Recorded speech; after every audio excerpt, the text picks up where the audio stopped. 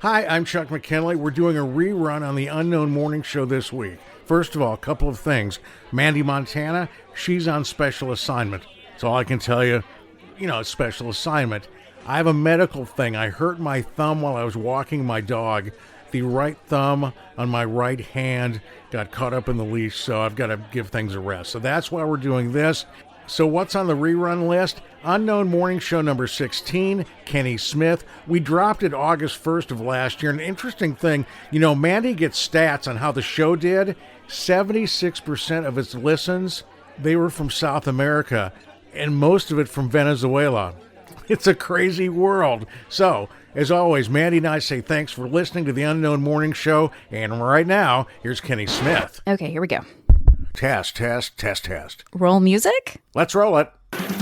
Welcome to the Unknown Morning Show. It's the show where we explore radio, Podcasting, TV, gear, gearheads, and making money with a hot mic and other stuff too. This is the Unknown Morning Show. I'm Mandee, Montana. And I'm Chuck McKinley. What about you, Chuck? You all good? Yeah, everybody's fine. We're adjusted. We've learned a new phrase today, which is coffee drop. You know, here on the Unknown Morning Show, there's a reason why it could be unknown. And we're at Mandee's place. Hi, Mandee. Hi, Chuck. Kenny Smith is with us. Hi, Kenny. I feel like we need a round of applause. Good morning, y'all. Thank you for that. We've You're actually, welcome. yeah. Well, I'd say, let's pause and I'll put in applause because I actually have that in my sound. Do you have sound I effects? have that in my sound So effects let's back pause. home. Okay. Insert applause. And we're talking again. We get paid for this? Actually, well, if there's such a thing as coffee currency, yes, there is. I guess, Kenny, I've known you for about 30 years now. And one of the things that I find interesting, and like a lot of us that have used a microphone to make bucks, we've all transitioned and to do other things. And I was looking at your Facebook post about, onthecall.net, 5th season, right? Yes, sir. With the Lindale. For Lindale, yeah. Are you correct? You got to correct me if I'm wrong. I think you do van baseball, Softball. softball. Picked them up this past year, yeah. And so let's see. Are you doing basketball? Any basketball? There's a possibility that I'm working, but I guess before we get started, y'all, I love you guys for the invitation and for asking me to sit down here and talk about this because, Well, we love you. well, with the history behind not only our relationship, but with, some of the other people you guys have already talked to, it's incredibly refreshing to reach back, and especially with some of the guests you guys have already had, with getting people, allowing people to talk about those things that, that are kind of worth, not rehashing is not really a good word, but to bring back some of the Memories. Yeah. Some of the classic stuff that so many of us miss, but it's kind of gotten swept under the rug a little bit as far as the evolvement of our profession, of what we once thought it was, and which we were all a part of at one time, and now remember it's things really differently, has too. evolved into where it's a lost art and it's gone now. So Oh yeah. Well, everything's different. look, I made no bones about it when you were released by 96X. I was angry because I loved you when you did Afternoons in appreciate that, 96. It reminded And you me. sounded good. God, it reminded me of somebody who was sitting there. Thanks, sweetie. You're maybe having a bubbly, whatever you're having, and It was coffee. just It was coffee. You're just sitting back talking about Led Zeppelin, but you did it in such a way that it was very organic. And I'll never forget the next weekend. It was next weekend. I was driving around town with the dog, and I hear somebody on there that's just like screaming. And I'm going, no. And of course, my dog was like, what? What's going on, Dad? Your dog. It's not Kenny. But of course, let's face it. They didn't look at it as talent. It's like you were this line that represented X amount of dollars in New York. It's like when I was cut from KKUS. It wasn't the fact that, KKUS was the best country station in the chain here at the time. It was, people are going to be moved. We're going to move this guy because, I'm a big believer, though, on any type of exit. you never tell anybody anything negative because you may need them the next day. Sure. And in that case, it was like I told Ginger when she fired me, I said, this is going to take a while to move. I had like 10 years of stuff. And Oh man, we did. Our office was decorated. I was moving until 3. True thing. So I have this plant that is about as big as Mandee's desk. And of It course, wasn't quite that big. it was huge. But it was one of those like wicker things on meth that was really big. And the only reason it survived is because she watered it. That's it. Boss, should I water it? Whatever This is you want to coming do. back to me now. And so I remember this darn piece of furniture and y'all had in there. I'm taking it out, and it's not going to fit in my truck, so I throw it, right? So when I said that away to my Rosanna, plant that I watered. when I said that to Rosanna, she didn't have a real good reaction. I was like, I'm sure I got she fired. didn't. I got fired, honey. Oh, she didn't like that at all. Hey, I was thinking about things now, and I'll let you get back. You voice tracked for me on KKUS, didn't you? Yeah, nice. Yes. Okay, I sat there. I was reworking bits in my head as I was looking over, I have the KKYL. KKUS family portraits still that Michael Cavazos took back in the day for us. They were fantastic. Is Great. that the one that's in Tom Perryman's book? The one in the very back? I think it might be. Oh, I want to Everyone looks like they're KKUS employees except for Kenny over there in his golf vest over in the side. wait a minute. Right side. Wait a minute. Is this Looked like where- I was going to an Is interview this or the something?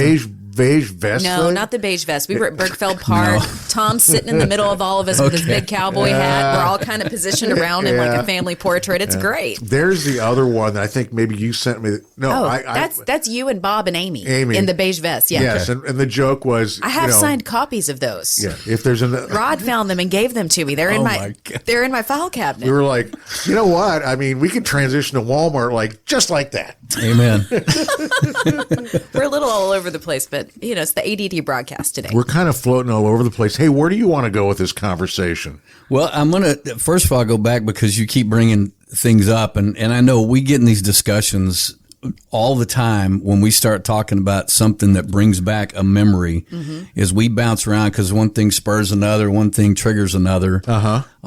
But the first time you contacted me when I was doing classic rock at that time, and first of all, it's always an incredible compliment anytime your peers obviously reach out to you and say, man, I'm really enjoying this. Yeah. So you two have always been two of those people that basically made me a lot better, was hearing the positive input you guys always had. And you always had it anyway. It's true, though. It's Yeah, absolutely totally true. true. But the story that spurred, I think, your call, if I remember correctly, was I'd just come out of Dude Looks Like a Lady by Aerosmith. And anytime I played Aerosmith, now doing classic rock for a while, I was never a big Aerosmith fan. But I left my dog, my girlfriend, and all my friends in Huntsville when I was going to Sam Houston State to take a job at the Ascutney Mountain Ski Resort back in 1985. Sounds like a great country song. I'm sorry. Absolutely. So or a great 80s movie. I'm not sure. I Maybe had that both. going for me, and then I made a stupid decision. Lifetime stuff. Well, I took a job at this place in Vermont where Charles Bronson and Jill Ireland had a home, and Steven Tyler and Joe Perry both frequented this ski resort because they had a 5-star restaurant in the main lodge. And I got a chance to meet Steven Tyler and Joe Perry one night because our concierge was not feeling well that day, and I was the bar manager at the time, so I took care of the door. So they come in dressed exactly like we all remember them in our heads. Long hair, crap, hanging from their heads, and they look like they just walked off the stage. And incredibly grateful, gracious, blessed men. Oh, how nice to hear. And That's refreshing. I've heard that about They them. tipped everybody. They did Wow. not want a private table. They complimented everyone. They always had a great. They came in because they loved the food. Well, when they would get done eating, they would literally walk in the kitchen and go through to the sous chef, the executive chef, and give them money and just tell them that we really enjoyed our meal. They were just Wow. incredibly gracious people. But I wasn't a great fan of their music. But I come out of, going back to studio, I come out of Dude Looks Like a Lady. I had just read up about the song, they were doing a show in big town, Detroit, Chicago, somewhere. They had 2 nights between their double shows. They went to a club. They made a pact within themselves.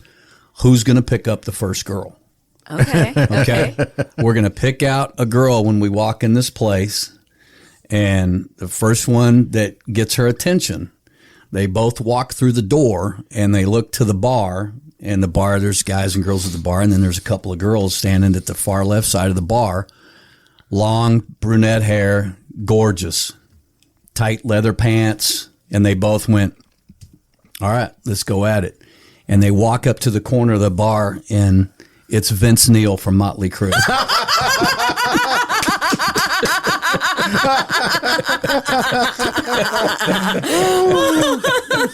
So the dude looked like a lady? So that was the inspiration for them to write Dude Looks Like a Lady. Oh, my. So, That's hilarious. Oh, Kenny, that's a great story. well, it's on, Song Facts, which is probably the best resource for, the building of music, and the most trusted network of how to figure out, the origin of songs. I didn't know that existed. How was I on the air for 20 years and didn't know about Song Facts I didn't until either. now? I didn't either. And I think one day I was tired of trying to figure out who had Writing the it real down. stories.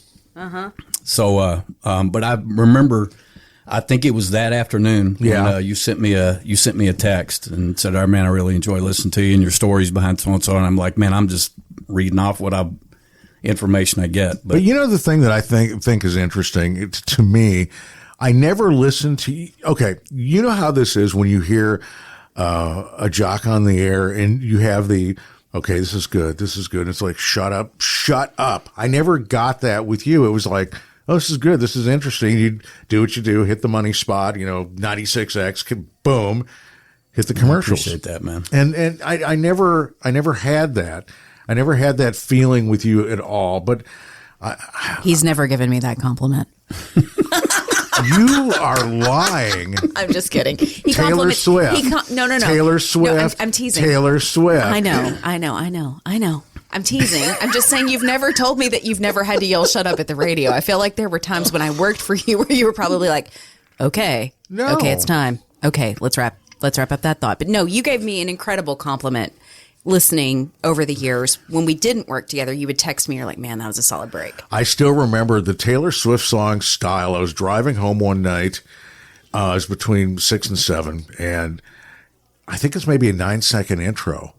And you're saying something about the new James Bond movie and like a full review at 93.1 or Mix 93, blah, blah, blah.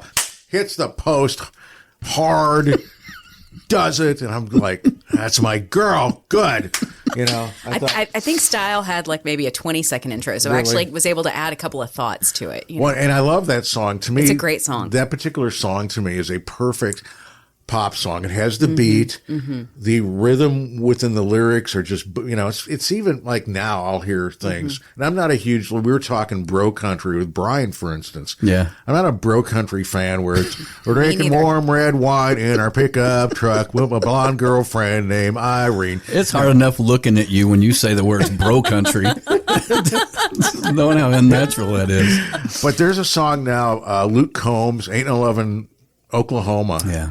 Oh gosh. I was discovering that. I don't think of him as bro country, though. I don't. And I don't know anything about him much. I know he did Fast Cars. Yeah. But when I heard that it's, I have these music director moments where I'll hear the first 10 seconds. I go, hit, that's a hit, which is, I miss music directing meetings because like Amy and I would sit down, Amy Austin, and we'd have 2 piles of music. Brooks and Dunn, Reba, stuff you listen to and you just rubber stamp it. It's here and this is the rotation. And then things that, they're going to have to work for it, but you say, let's find the undiscovered stuff here. Let's find the hit. Do we have one? Or is it something we don't like, And, I always figured when Nashville or Dallas came calling, had to give them an honest answer at least. Yes, no, or, we love it or, and at those times, I was doing things like kind of rough in-store research. Like I'd send worksheets to Tyler, Longview, Athens record stores and they get tickets every once in a while. And I would say, just give me some rough estimates because I'd look for trends and that off the request sheets. And then it was always a good way with consultants in the house to say, look, we know what we're doing. Thank you. It helped a little bit. But I didn't mean to give that a left turn. Sorry. No, I wasn't really fishing for compliments either. You're driving the boat. I kind of left her to myself somewhere. I think we're right now landing in Mineola. I don't know if that's a segue or not, but yeah, you were talking about stories in the early years and et cetera. So going back to you. Well, going back to the very beginning. Bringing back a Scutney Mountain Ski Resort for some reason, the longest I've ever talked about Vermont. But it was before I left to go to Vermont that I was a club jock for a long time. I forgot about this. Yeah. You liked New Wave. And we did New Wave night at school. Uh-huh. Yeah, back when New Wave began. Yeah, the good stuff. Yeah, it was a little weird, but but everybody's feeling old except one person. Stop it. Well, there was a guy named Craig Chambers, and Craig was the PD at KHUN and KSAM in Huntsville. Okay. And Craig would frequent the Prickly Pear, which was the club in the Holiday Inn. That's an awesome name. And, what a name. Oh, yeah, at the Holiday Inn in Huntsville. And Craig came up to the booth one night, and he said, man, have you ever thought about doing, radio? And I'm like, no, I'm a club jock, and no. He said, well, if you need some part-time work, I need a couple part-timers. Anyway, I took the job in the Scutney when it obviously was Texas people don't need to live in New England. Yes. 4 months into that, I packed my crap and I came back home and I looked him up for a job, and Craig put me on the air, which was the first mistake. But like anybody that gets into radio or got into, and this was years after you had already started, but sure. This was my first shift was Christmas Eve of 1986. Playing the hits, huh? Yeah. It was 6 to midnight Christmas Eve because obviously all the full timers were off doing Christmas. Were you doing full blown Christmas music right then? No. You weren't? No. KHUN at the time was AC, and we stayed AC. KSAM played some country Christmas music at the time. You're kind of like, let them do it, we're the alternative, right? Exactly. Okay. Mm-hmm. Yeah. So it was 6 to midnight Christmas Eve. I went home and took a nap, and I came back and did 6 a.m. to noon Christmas Day.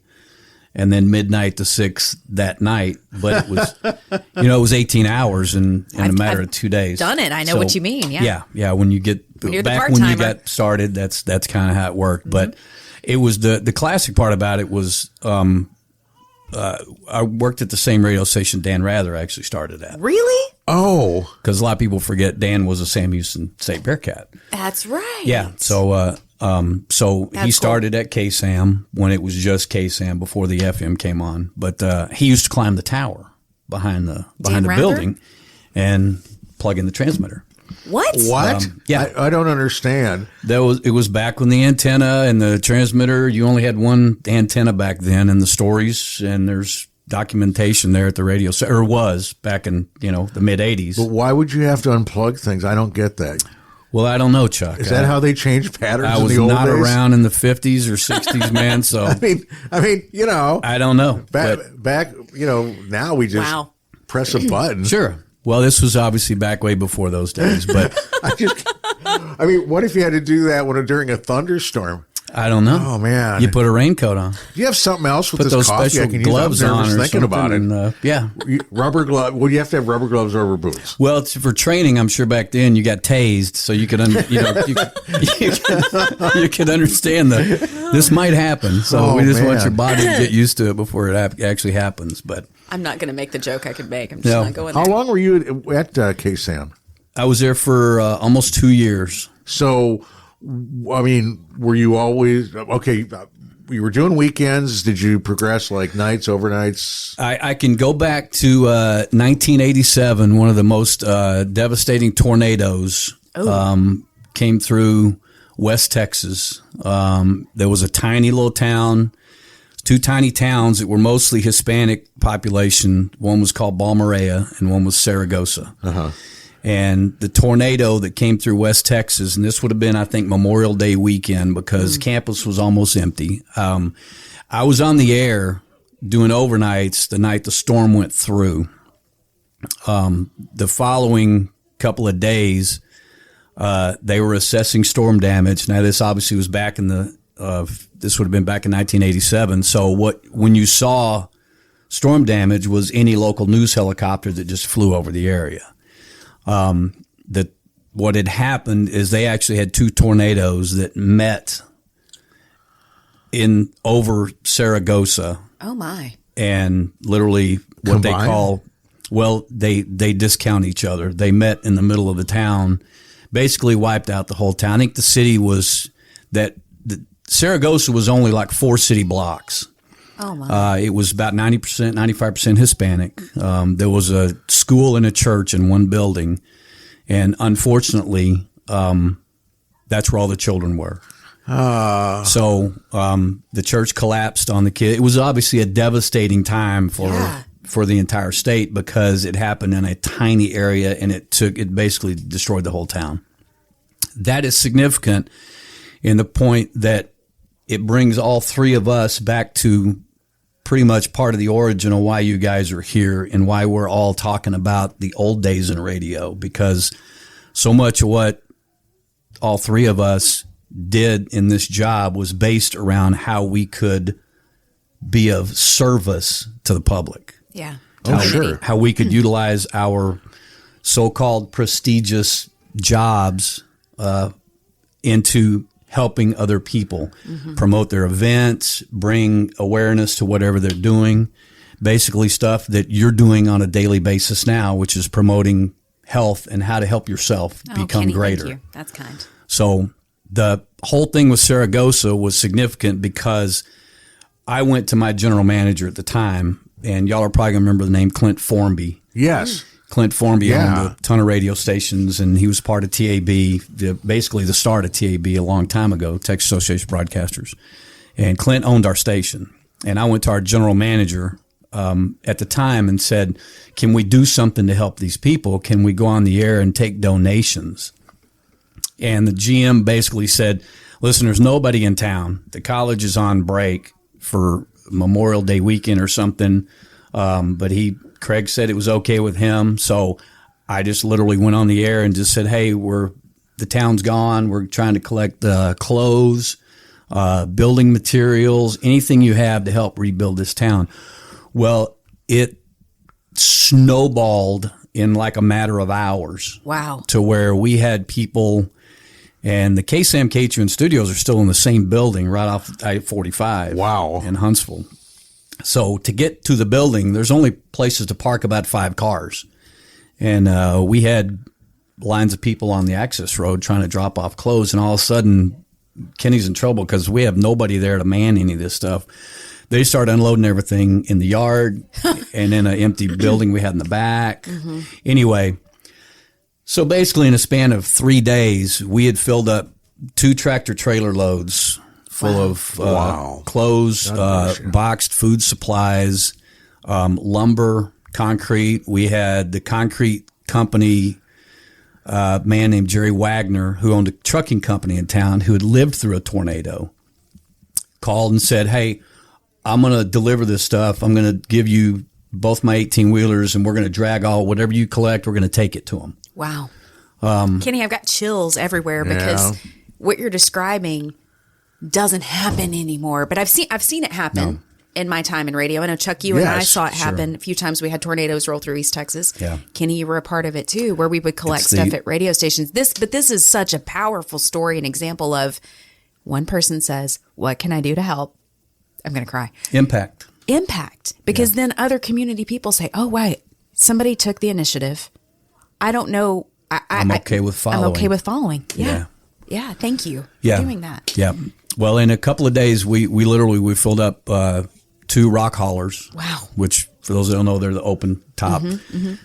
Filled them up with supplies. The guy that ran the concrete company named Danny, I think his last name was Rice, but Danny owned a concrete company. He and Jerry were best friends. Danny paid for all the fuel, paid for our food, paid for everything, gave us a pallet of concrete. Anyway, so we took the 13-hour drive from Huntsville to Saragossa, which is almost to the far west tip. We might as well have been driving to El Paso. Okay. Anyway, drove there. I was on the I got to ride in a truck with side story. Tommy Tomlinson was a firefighter in Huntsville at the time. Tommy Tomlinson was in the middle of training, wanted to train for emergency services. He was one of the first to kind of be involved with starting firefighters in helping communities assess tornado situations that came through, which obviously, thank God we had them when tornado went through Canton, went through Van, all that stuff. Well, Tommy was working in Huntsville, and the local Dodge dealership donated us a truck to drive ourselves to Saragossa. Tommy Tomlinson works his way back into this whole story because this happened in 1987. We did an amazing thing there. We were the first community, and it was Huntsville. We got there before Dallas. We got there right after the Red Cross. We got there before Houston TV stations. Wow. So it really worked out as a really godly thing that just got dumped on me and then everybody in Huntsville that reacted. Give everybody an opportunity to make a difference, make an impact. Yeah. We get there, and we unload everything out of these trucks. The 18-wheelers take off, and then I'm able to talk to the Red Cross people there. We did the whole thing that you've done hundreds of times, and you and I never got a chance to do, but we made a phone call back to the radio station. Sure. And we're on the phone, and we're talking back then. Well, about the time I'm on the phone doing the break back at KHUN, the governor drives up with his entourage. Oh. And the sheriff of Balmarea County, who had to climb the water tower and watch these tornadoes because he's on a two-way radio trying to alert everybody about what's going on. He's on a tower? He's on a water tower. With a two-way? With a two-way. Watching tornadoes? He's well away from it because okay. it was his job, and it was the only way that they could alert his the National Weather Service and everybody all of that. about what was going on. So the sheriff of Balmarea met the governor at the car, and nowadays he would have been tackled and cuffed by Secret Service.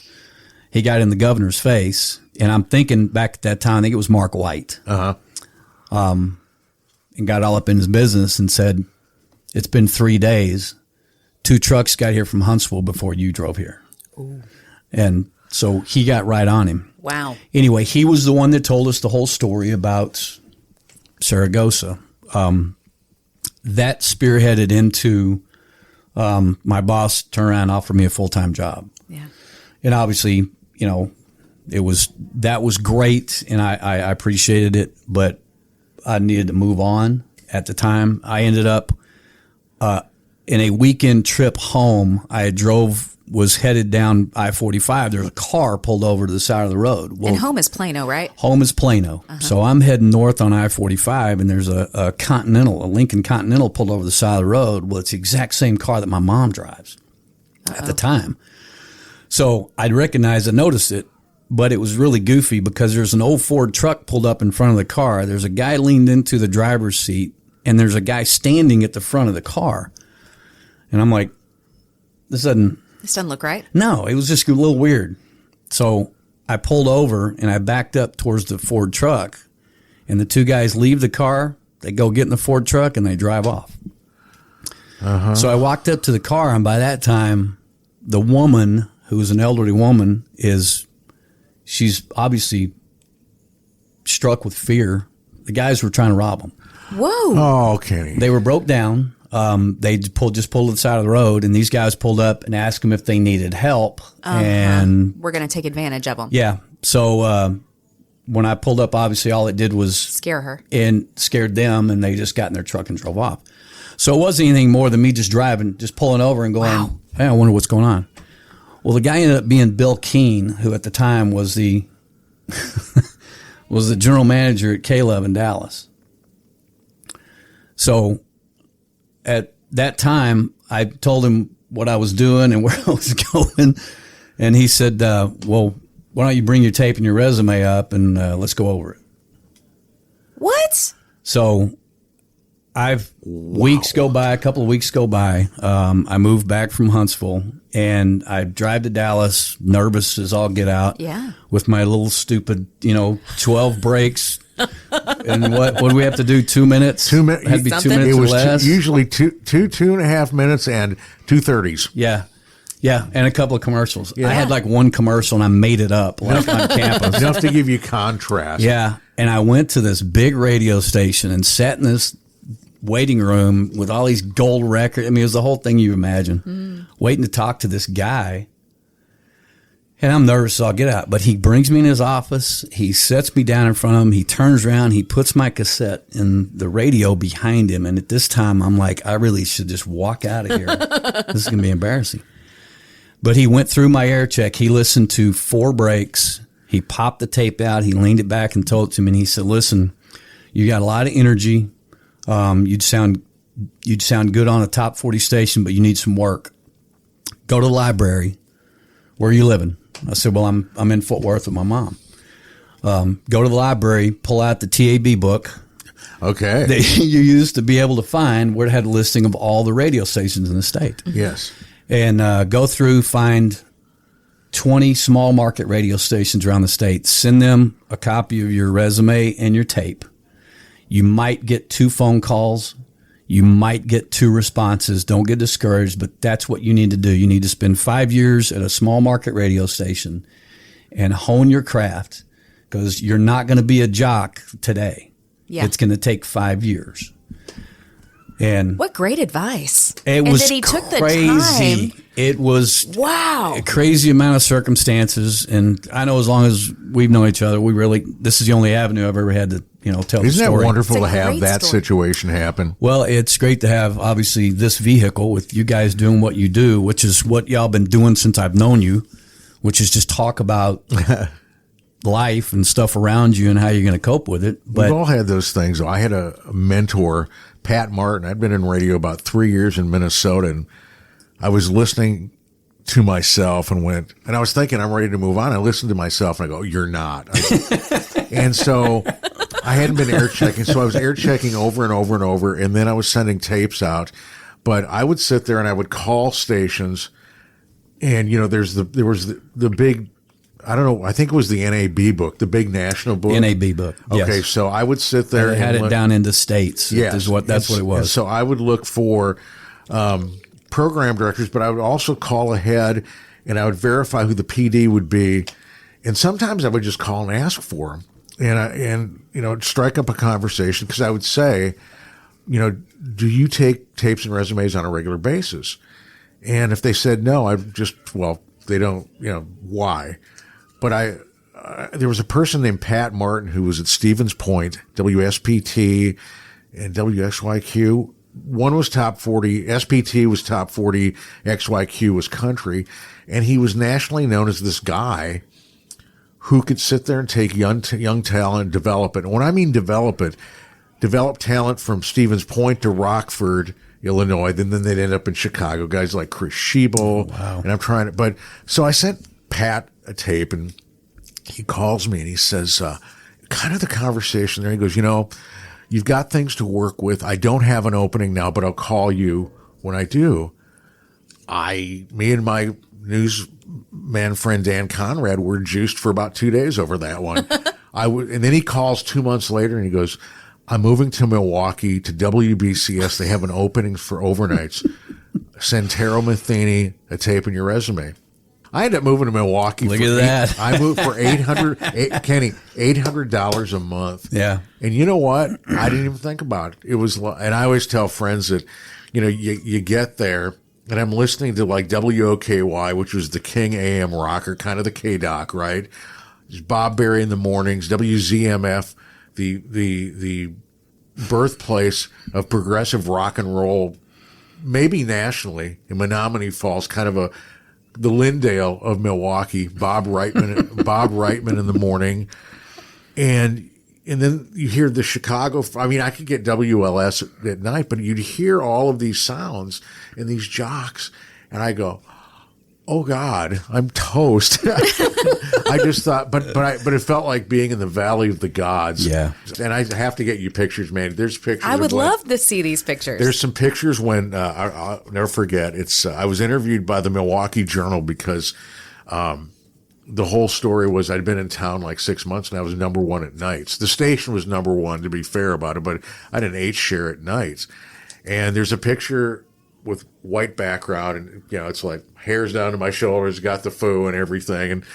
But the story behind the picture is, as you back up, I'm standing in a snowdrift. But yeah, that's my story. And when I think about it now, I mean, I was living in a rooming house. My Saturday night was I'd watch SCTV, Saturday Night Live. I'd get a sub from Subway and a quart of Coke, and I was the happiest guy around. Why? I jumped from Austin to Milwaukee. I was there for a little under 4 years, but I was happy and challenging. It was crazy. Well, I was crazy at the time. Yeah, that's a quarter of Coca-Cola for you children back there. Yes. Yeah. I just realized how that came across. Yeah. No. That was something. Chuck. That was something at the time that A quart of Coke. Yeah, That's Come where on, the you Fu were Manchu came from. You know, were Tony? dicing it up on the mirror, weren't you? I was never. Had your razor blade. I'm teasing. I'm teasing. Man, You do I not. was never that guy. I couldn't with a smoke, pint. and I couldn't smoke, Graduated to the. and I couldn't smoke either. Yeah. I ended up shock therapy. I was at a place called Mettler's Bar in Mankato, Minnesota. I'd been in radio. Did you just say shock therapy? Are you being for real? No, absolutely yes. I was in. When I brought up the taser thing, obviously that was a joke. Mettler's Bar Brought back bad in memories. Mankato. I'm 20 years old, and I'm trying to be like my version of Rico Suave, which is I was smoking a Swisher Sweet cigar, and I put it in backwards. Oh. And so 20-year-old Chuck at the time. My rationale was, hey, nobody burns themselves on a can of beer. I quit smoking. And who says your lizard brain doesn't work? I put it in back. Yeah. But The flame didn't throw you off at all? The Bernie part, the big orange ball? But behind all that, I was a little, I think about myself, I was a little too wild. I was way too crazy. And, you have it to where, you have a number of, by the time I actually could do other things, which is like program back in, 2006. It gave me really an appreciation for actually being an adult too. You know what? And dealing with people. And you gave me such great advice during those days because I was nowhere near Get as out of my wild. studio. Well, no, that was a different I know. day. But at that time when you were programming in 2006, I was probably about the same age that you were when you were doing all those wild and crazy things. Yeah. Granted, I'm a female, so I might not have been as wild and crazy as Chuck. I really probably wasn't as wild and crazy as Chuck, but I was dating some random, I think you called them the South Tyler Snots. Yes. Is what you called them. I probably was too pronounced in my thoughts at the time, but No. I'm telling you how much I appreciated and was grateful for the advice that you gave because you're not my parent. no, Yeah. I'm not. You're not my father. I'm not. But you were a friend that had a lot more wisdom and you probably knew what those boys were thinking.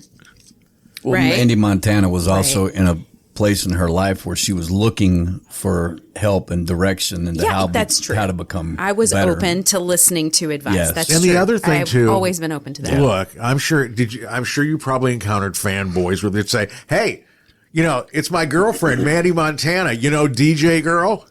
Actually, no. Oh, yeah. No. Oh yeah. No? Oh yeah. Well, there was the one.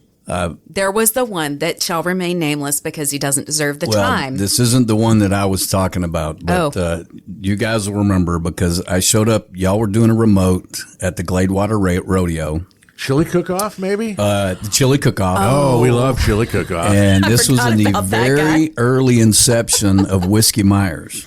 This was when they first started, and there was a No. guitar player, No. and he showed up and was heartbroken because Mandee Montana had already left. And he showed up specifically and he would not stop asking questions about. I knew nothing of this. Mandee. This is new information. How many years ago was let's this? Say our good friend, Tara Holly Jones will remember this. Chuckster was there. I think Gary P may have even been there at the time too. Okay. Speaking of classic legends, but yeah, that was one that I was really glad after 10 minutes of conversation with him that you did miss him because I'm pretty sure that you would have chewed him up and spit him out pretty quick because he was a good guitar player. I mean, we went to the show, and he was really good, but man, he was sketchy? Where's Mandee? Where does she live? When's she on? Where she live? Yeah. Wow. Yeah, he wasn't that spooky, but he was. Was he cute? Yes, cute stalker. Yeah, he was. I mean, I might have let him stalk me for a minute, Kenny. You could have pointed him in my direction. I know, but being in the frame of mind he was in, he would have probably taken that really wrong. Okay. Well, that's nice. Thank you for stroking my ego today. Not a problem. That's not the first time or the only time it's ever happened, but it may be the It's only always time nice to have those happen. Yeah. I'm When I was in blushing. Milwaukee, I had a couple people send pictures to me and stuff. Did you really? But they were really. The only ones I ever got were from inmates. I remember that. No. still have them. You were getting letters I from got people letters at Huntsville, right? Not Huntsville, at Tennessee Colony. So that wasn't really big time. No, it wasn't big time. But they would. Did you guys really need me here so I could? Because this is spectacular. The things that are coming out of y'all's mouths, I have never heard before. Really? Chuck saying, I used to get pictures. Well, I did too, but they were always just from people from inmates. But no, I remember now those letters. They weren't pictures of the men. No. They would draw pictures. Ooh, I just got a shiver too. No. It wasn't. What's in this coffee? Okay. And send them to you so you'd be impressed with their artwork? Yes. Yeah. Yeah, and I actually was. I was like, wow, this is actually pretty extraordinary. Now, they had a lot of time on their hands. A lot of time. Oh, yeah. Too much. A lot of time time. on my hands. Yeah. Yeah. Yeah. Swisher Sweet in backward. And now we got Mandee getting I've got them still. pics from inmates. I came across them the other day. I'll have to get them out, take pictures, and post them. I'm serious. Yeah. I don't cry like this when I'm sad. This is tremendous. OnTheCall.net. We haven't got to that. Yeah. I wanted to ask you some things about that because I find it's fascinating because from a radio point of view, it seems like the holy grail. You open it and it glows and everything, and Harrison Ford is happy or sad. I can't remember the exact scene, but would be monetizing the web. Stations have been trying to do this for years. So I find it interesting when I see that, folks like yourself have transitioned, to that and are able to do that and to make it work. And also because I'm happy for the schools because you don't need a radio signal anymore. I mean, I know it's satisfying for you. The feedback from the schools must be tremendous. They must be incredibly happy to have you in their corner. Yeah. Once you get done with terrestrial radio, and me, like so many others that were in the business at one time, once you get turned off by the corporate world of radio conglomerates and it no longer becomes about the people and no longer becomes about, working really hard to hone your craft and do your best. And thank God there is still people, and obviously with all due respect to you, and where I'm coming from, that we still have people like Chuck McKinley alive and Larry Thompson alive. Oh yeah, totally. And people that still take it seriously to entertain and be of service to their audience. Sure. Once that gets taken away, you got to find something else to do with. And you've already said it, Chuck, which you feel like that's the only craft you have. Oh yeah, no, I can't. Is to talk. I can't do anything else. Yes, I don't. you can. But you can. I don't. That's for want another to. therapy session, though. I walk every day into KTBB, and I'm totally serious. I take this deep breath, and I go, "Okay, let's do one more day," because I'm at a point in life where. It could be gone tomorrow. And I don't ever, my goal is to be Tom Perriman. I want to be 90 years old and to do this. Sure. That's my goal. They're not going to have bumper stickers by the time you're 90, okay? They don't have them now. Your hat's just going to be naked. So, okay, you're going to be naked hat, Chuck. Naked. the thing that was going through my mind just now. Your cigar's not lit. What's wrong? Okay, now. It's like there's smoke coming out of your eyelids. What's up with that? Well, okay, it can either be one eyelid or two eyelids. It kind of depends how you want to throw the ball. I think I'm kind of in Bull Durham territory, but I can't remember the exact quote. Back to your point, that the origin of going to an internet broadcast originated with literally the Tyler Wildcatters. We had minor league baseball here. Oh, that's right. In this market for a few years. Yes. Well, there was. If anybody knows anything about minor league baseball, this wasn't like 1A, 2A, or AAA. This was basically like a Class B independent league called the Texas Louisiana Baseball League, and they played in different areas in Texas and Oklahoma, Louisiana and stuff. They had teams, but Sean Collins was an outfielder for the Wildcatters. Well, I've heard the name. Yes. Yeah, Sean was instrumental in being one of the first to really build a kind of inspired the baseball instruction network here around East Texas, because Sean desperately wanted to teach the aspects of basic baseball, craft to kids. Oh, okay. And he was the baseball coach at Brook Hill when Brook Hill first had a baseball program. Sean, like most minor leaguers, they didn't have any money. So they would recruit families a lot of time in the area that they played to live. Well, okay. I was living in a house out in New Harmony up on the top of a hill out in the country, and I had 2 bedrooms, 1 bath, and I had a house all to myself. So Sean came and lived with me for a while. Okay.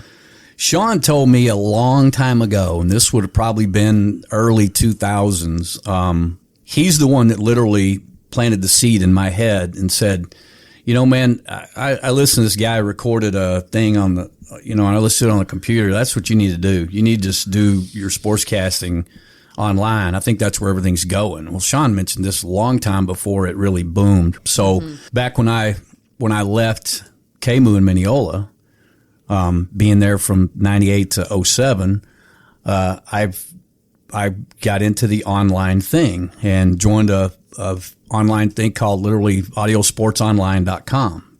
They took care of the audio feed. They took care of setting up your own website. I paid them $300 for the whole season, and they did everything. Oh, wow. That's They great. built you a website. That was their service. So I just had to get sponsors. So went to, at the time, my first on-the-air coverage was the 2008 Van Vandal football team, and did that whole season online, 2007. And then it just kind of spearheaded and just kept rolling after that. Because, as we all know, local radio just there's not advantageous for them to put local sports on the air anymore, because there's no hard money to be made. From how they look at it, you can talk to Bill Coates and he'll tell you that's incredibly not true. Because you just have to go out and get it. You have to find people that believe in it, because most of the time, if you're just talking about one night a week, Friday nights between 7 and 11 p.m. is probably not a huge revenue generating time slot for any local radio station. So you can find a way to turn that into revenue. But it can be. Yes. But it can be. Exactly. So the whole internet thing really started to take off. I bought a mixer. I literally, and Chuck, you and I have talked about this before. Chuck, who's now the voice of onthecall.net, by the way, you can put together a podcast, broadcast, equipment list, wires, whatever you need to just go on the air without having to craft it all for about $800. Oh yeah, totally. You're looking at it. Yeah, you can do it. But after that, it's where we've all talked about before. It's you got to have somebody that knows what they're doing to operate the equipment, to pull it off, to do it right.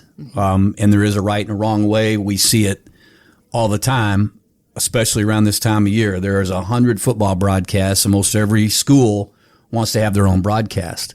And all they think they need to do is come up with $800 and they can have a broadcast. But it's that whole talent thing. You got to be able to call the games. You got to know what you're talking about a little bit.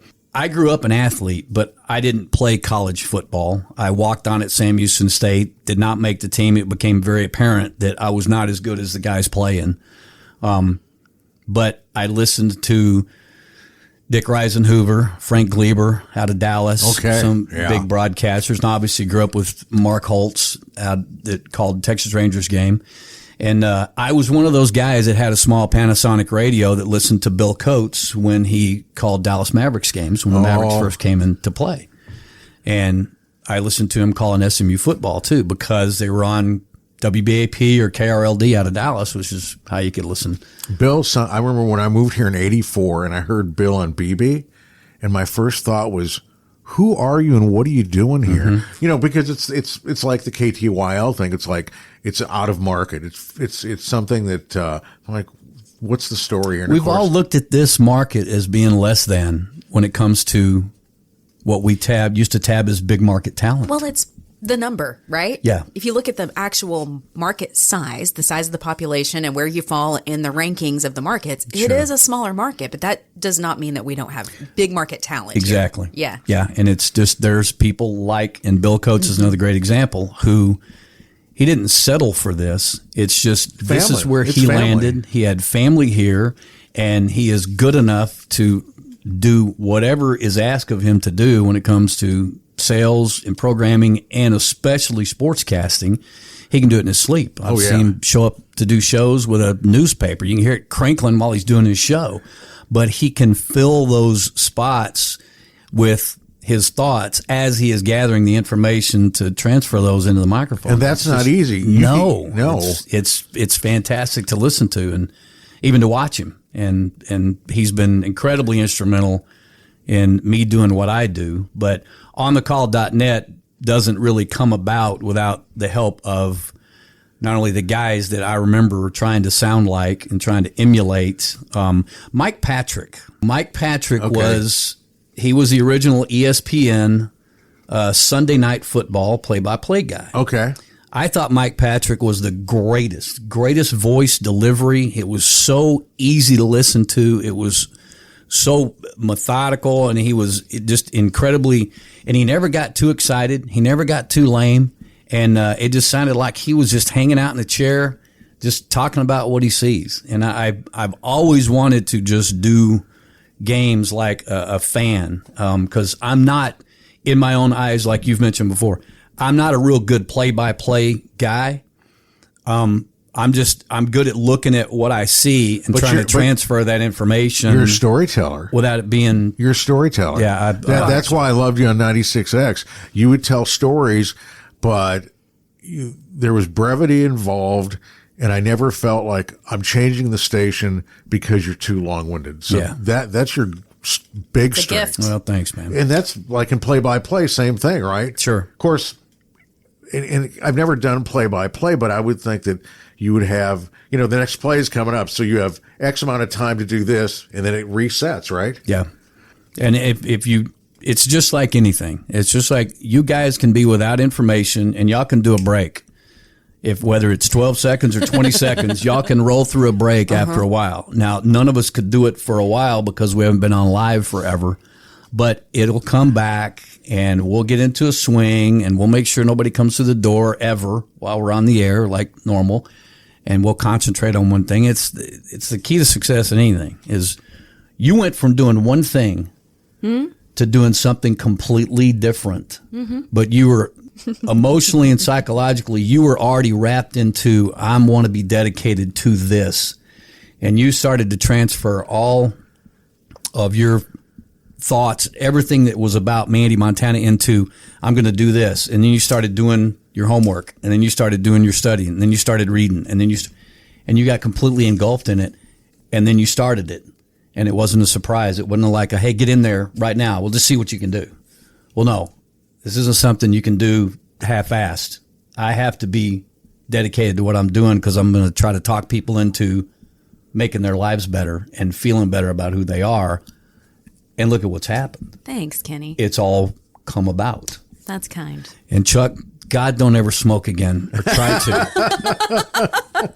Well, That's the joy of Chuck McKinley. And it just tossing out because when I found out, when you called me and told me y'all were doing this, I was like, how have they been doing this for 8 weeks and I don't even know what's going on? That would be my fault. Well, you know, because I didn't post it on social media, but it's one of those things, and for anybody that's stumbling across this in retrospect, that's the beauty of a podcast.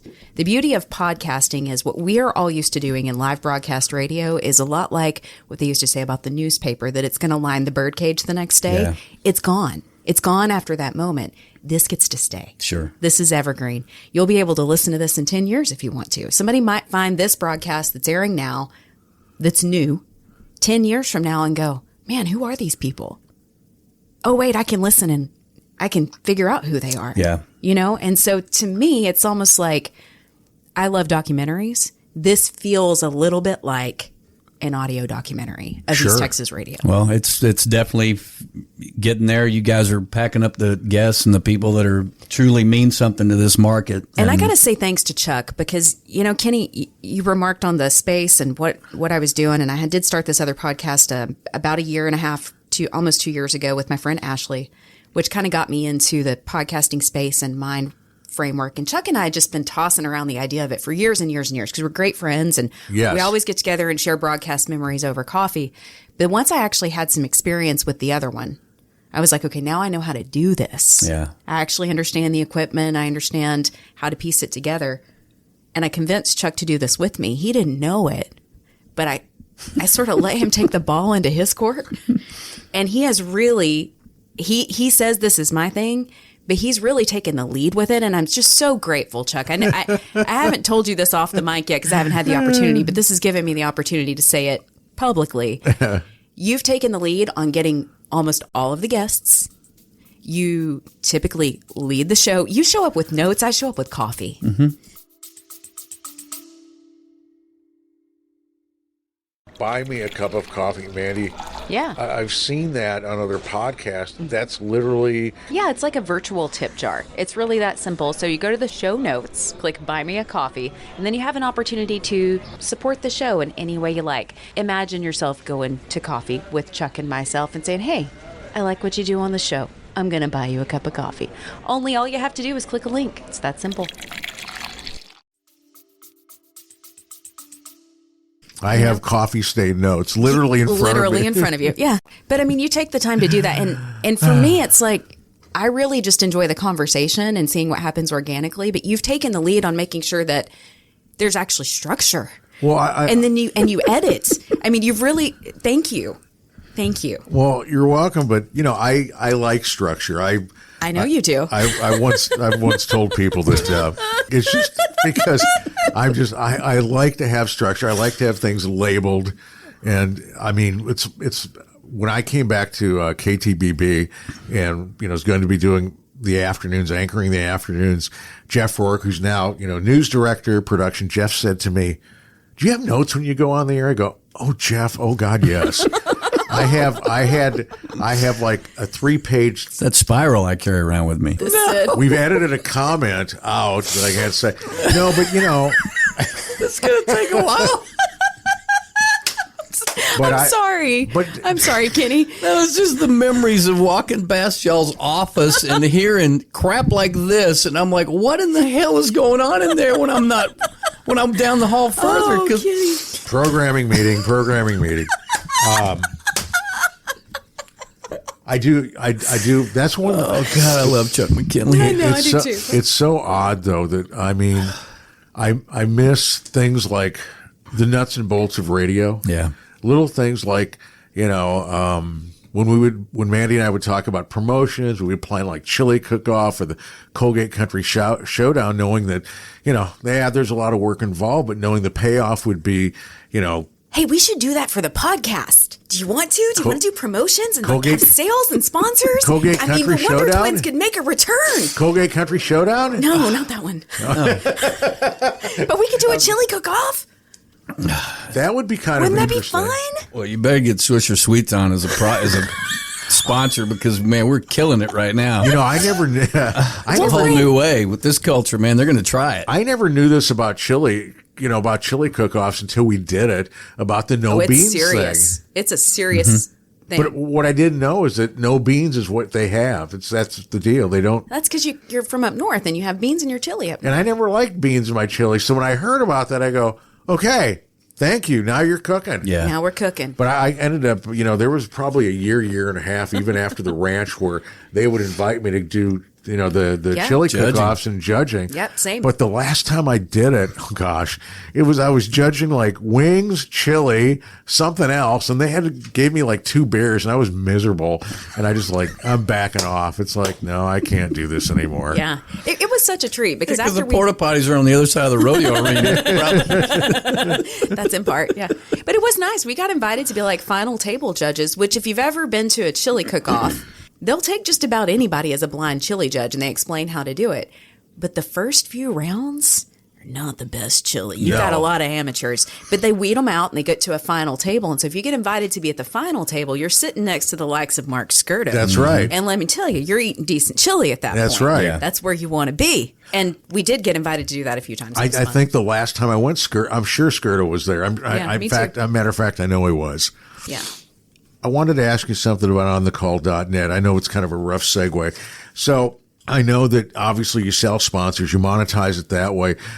Do you do things like, for instance, okay, you've heard the game free, but do you have it to where like Lindale game from last year? Do you have it to where, listeners can subscribe and download games and that sort of thing? Yeah. The matter of fact, audiosportsonline.com went dark a couple of years ago. Believe it or not, this was 2 brothers that were, I think, production director and afternoon talent at a radio station in Atlanta. And they did this on their own in their own home office, where they literally sold these subscriptions. They had 42 teams that these guys would tackle but they did a lot of minor league hockey. They did a lot of small college broadcasts, and then they did a few high schools around the nation. So we were actually just one of many. When they went dark, they called and told me, listen, we're going to start transitioning you over to YouTube Live. So just know that this year we're going to go ahead and still take care of everything when it comes to your website and archiving your broadcasts. But just know next year you're on your own. Now you can still do your YouTube Live. You just can't play commercial music. So you got to change all your music to non-commercial. So that next year, it was I just decided not to, because Eric James, who is a guy that at one time was trying to buy a radio station. He was interested in the frequency out of Canton. I think that now is 1510. I think so. Yeah. Well, Eric he's a radio junkie and loved the process of terrestrial radio. And Eric started 903sports.com, which is who I've kind of partnered with now. So we're going through them now. So now onthecall.net is basically just a vehicle and a connection and a loop into 903sports.com. So we're a part of a network now with Edgewood Bulldog, Martins Mill basketball. I think there's 5 different teams that are a part of that. But Eric works through, they do all the maintaining of the platform. I work my audio program goes through Mixlr, mixlr.com. So now all I really have to do, Mixlr is all free. So I literally, when I set my equipment up and I get ready to do a game, I literally just open Mixlr. It pops up my EQ and my program. And when I'm ready to go, I push go and it goes? We go. Oh, neat. So 903sports.com now takes care of all that archive. But when you go to onthecall.net, you can click onto the game as early as like midnight that night now.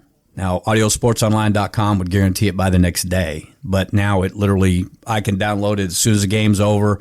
I download it, it gets loaded up. And most of the time, we have families that literally will go home, and that's their Friday night, Saturday morning routine is they go home, most of the time after a win, and they pick up pizza or popcorn. They go home, they kick the game on, and they hang out with the kids all night listening to the broadcast. That's cool. That's awesome. That's been what's kind of taking care of what goes back to what we all miss is that's how we serve the public now. Mm-hmm. That's how you kind of enjoy what you do now, is that it gives families a little bit of a vehicle to bunch together and do something family time now. And you know what, Kenny, I was thinking earlier too that it has to be something that, I mean, granted, there's the format of the game, but since you're the one operating, you must have a great deal of flexibility as far as, getting other information in, things Yes. like that. I bought a Roadcaster Pro, which is just for those that don't know, it's just a machine. But the Roadcaster Pro acts as because my setup used to be 2 laptops and a mixer and headphone amp. And so I had basically a studio in the press box. Now, anybody that's ever traveled to do high school football, there's some press boxes that are like a porta potty with a window. I have heard Marshall. Marshall's bad. Kilgore, God bless their hearts. Kilgore has got a lot of money, but they put it into anything else but a press box. Yeah. The guys at broadcast over there, Doug Smith and his son, do a spectacular job, and they're always very accommodational. They know that we're in a crap part to try to do a game. But anyway, the equipment, I'm now down to just a Roadcaster Pro and a small laptop, because that Roadcaster Pro, you can load all of your audio elements, my Chuck McKinley intro, the halftime show, the post game, all my commercials have a hotkey. It's almost like we're going back to Scott Studios. Oh, wow. Nice. So everything has a hotkey. So now when I need to go to a break, I mute my microphones and push one button. I've built in music bumpers at the end of all the commercials that play. You've loaded music bumper to get me back into the broadcast. So everything is as smooth as hopefully, you want it to be if we were doing this on the radio. The only difference is we're in control of the timing. That's amazing, because I've been the person on the backside of it at the studio. Yeah. I was for years for the Lobo football broadcast. And that's a horrible job, isn't it? No, it was so much fun. I loved it. I actually really, really loved it. Yeah. And I was the person waiting for Lobo football will be back in 1 minute. Okay. And then where you're doing it yourself from the press box, you're loading up your commercials. I was the girl that made sure that the commercials ran and kept track of the commercial log and stuff. It's fascinating to me now that with technology the way that it is, you can do those guys that I worked with, love them dearly. That would have boggled their mind to be pushing those buttons. They were used to Mandee Montana being in control of it at the studio. It would have boggled their minds. But Brian Houston, of course, does those broadcasts now. But I worked with a good team. It was Brent and Johnny and Eddie. Yeah, for years, and they were a lot classic, longtime broadcasters. Yes. Some of the sweetest men in the history of the world. Yep, they treated me well. Well, it's down to that now, to where that's cool. This Roadcaster Pro makes it available to where I want to come watch you do a game. Can I do that? That'd be great. The Lindale press box is humongous. Is it? Great. There's room for 5 people to sit down on the bottom. Yeah. It's all glass. So, and like I said, the Kilgore press box is awful, because if you sit at the counter's only, I think, 13 inches wide. Oh, my. Oh, wow. And if you sit down at the counter comfortably with the counter up against your belly, you can see between the 20s. Oh, my. So in order to see the scoreboard, you have to literally press your forehead against the window. Okay. So it's a little tough for color commentators, but no. But like I said, I'm not dogging these guys because they've had to live with this for a long time. Yeah. But Lindale's got a spectacular press facility. There's plenty of room for both of y'all. There's actually a second story. Y'all can set up right above us, and it won't be blocking the view of the field at all. So, yeah. We can be your guests some Friday night? That would be awesome. Okay. What's cool is, and get back to your point too, Chuck, at halftime, because I've got an incredibly loyal network of sponsors that have been part of this for all 5 years. And if y'all don't mind me mentioning them. Doc Deason is one of them. Doc is, Doc's half Kenny. My life would be awful if I didn't have that man. Doc, Brad Doc Root. is Doc. Yep. He's just Doc. Yep. Brad Root Construction, Alfred's Tire, Harvey owns Alfred's Tire. It's the entire family.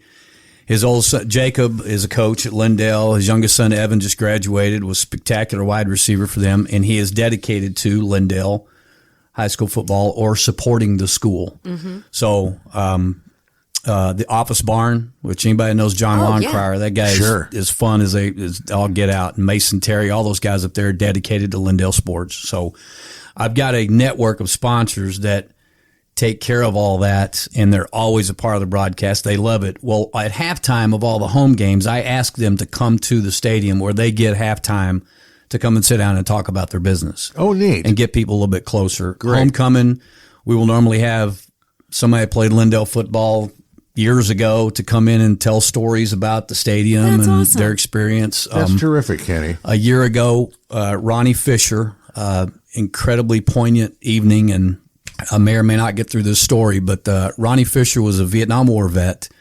I met Ronnie because he ran a car lot in Grand Saline when I was working at KMU. He sponsored our broadcast at KMU. Ronnie and I struck up a friendship immediately because he's got that magnetic personality. Ronnie played quarterback for Lindale in 63, 64, and 65. Okay. He played as a freshman.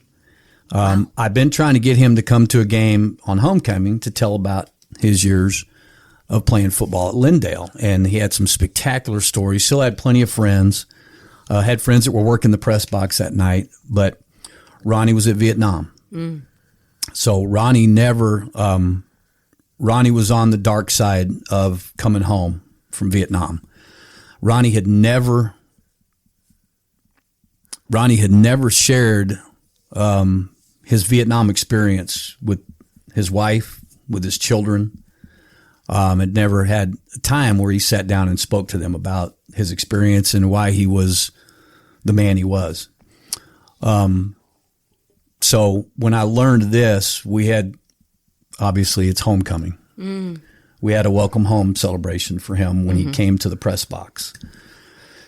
When he got a chance to get on the mic at halftime, put the headset on, and our PA announcer at the stadium, and I wish to goodness I never can remember his name right off the bat. If I had my phone, I could do it. But great PA guy. And we've had a couple of situations where we'd honored kids at the stadium, and I'll type something up. I'll say, hey, can we mention them or something? And he will read it like a seasoned pro. And just it is spellbinding to listen to him read these. And I typed something up about Ronnie, and I said, will you make sure that this gets out? And about the time Ronnie was done with his interview, PA announcer started telling the story about this guy's in the stadium and he's up in the press box. And I just barely got a piece of him in my headphones because we've got a crowd mic obviously out there. And this entire stadium came to their feet, and the visiting stands at homecoming came to their feet. And for the first time in Ronnie Fisher's 70-something years on this earth, somebody was recognizing him for the sacrifices he made, and for them being in his presence. You could just feel it. And I looked down on the home stands, and everyone was staring up, and evidently they knew exactly where he was. And I'm watching these, 4,000 or 5,000 people. Lindale Stadium was packed at homecoming. It always is. But everybody was on their feet. And I turned and looked at Ronnie and his wife. And his wife, Connie, just had her hand over her mouth. And I mean, it was just an incredibly poignant moment. But he told the story about how he survived Vietnam on the air. Wow. At halftime that day. With his wife sitting behind him, and she had never heard the story. And he shared it and got it off his chest, dedicated his entire stay at halftime to his brothers that did not make it back with him. So that's that moment that you guys have in your heart and your head, something that happened where you felt the impact of what you do and who you are. Sure. And you carry it with you, and it gets you to day 2 when you get those phone calls or those texts or those emails, and somebody says, hey, thank you. You know, this is what you did for me. This is how you affected me. You do a good job. Yeah. It's simple. And for the last time before we get done if we ever get done talking, there's never an end to us. Okay. Don't ever, especially in front of Mandee and I, or anybody else you have in this chair. Yeah. Okay. Don't ever make it sound like you haven't made an impact on somebody that sits in this chair. And I don't care what you believe. Okay. There's plenty of you sitting right here, right now in front of this microphone. And I guarantee you there's plenty of you right over there that's been talking in that microphone too. There's plenty. So I have to edit out that one remark and then plenty of me. I don't know. You're just going to go right back to a fat joke, aren't you? No, I'm. This is what. No. This is what I. This is what I tell. This is what I tell people when I say, I have been fortunate to talk for a living for 47 years. I still get to be in the game every day. I was told Paul Gleiser a couple of weeks ago. I kind of did a Badger. You know who Badger Bob Johnson is, right? No. Badger Bob Johnson. See an old jock somewhere, right? No, Badger Bob. No? Badger Bob was a professional hockey coach. He was a coach of the University of Wisconsin. Of course, it's hockey. Hockey. How did I miss that? We need a hockey podcast. I'm writing it down right now. His son Mark was with the 80 team, but also is the coach of the women's team at Wisconsin. Highly successful. Badger Bob would say, today is a great day for hockey. And he would say that every day. But he was the coach for the U.S. national team, but also in Wisconsin, but also for the Pittsburgh Penguins. I'm sure he won the cup there with Mario early in his career, but he also passed. But that's what Badger Bob would say. It's a great day for hockey. Yeah, I always feel it's always a great day for radio because the best thing that and we've all done it in this room. We've transitioned to other things. And you touched on it earlier where those things that we've done, we apply them to what we do currently. Amen. I always say to people, when I tell, like, for instance, I have to edit our website on the weekend every 6 weeks. I'm doing it this week. I was up this morning with the dog at 4:00, looking at the web and putting with the dog. Mm-hmm. Well, Princey. He's got to eat. Yes. No, every 12 hours he gets fed, and trust me, it's the stare, then it's the lean, then he's like leaning back on my foot. It's like, okay, let's eat. You and that dog. Because when he eats, he passes out for like 4 hours. So, yeah. but I always tell people that when we talk about the website during news meetings, I always say that I relate to it like music, because I'll pull it up vertically and look at headlines. How is the formatting? Are the pictures, line up? I mean, sometimes I'll say, like a picture looks off, or maybe it's something that, there'll be like a jailhouse picture and you go, it's too dark. Let's lighten it up. I mean, physically lighten the picture up because it's not setting right. But I look at things in terms of, music. Instead of Garth Brooks, maybe it's a big Tyler story here, but we all have that in our toolbox, right? You do. Mandee, you do when you do. Just look at my social media news feed. Exactly. It's a mix of things. There's usually a picture of Mandee, and then there's a quote, and then there might be a reel, but you're probably not going to see two pictures of Mandee back to back. You might see two quotes back to back though, because those are powerful. All right. Well, you can transition the hockey show, by the way, into another guest that. Who? Brian Boatman. Okay. Mandee probably has never met him. I haven't. Brian was part-time at KNUE. Back in the day. Mid 90s, maybe? Yeah. Brian Boatman was part of the original lineup at KTMJ.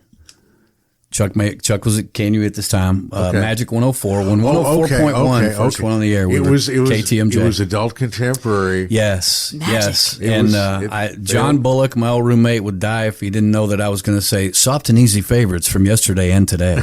But it was kind of it failed. Yes, yeah. Well, it failed because when I worked my way up to, the original lineup was Jimmy Rabbit.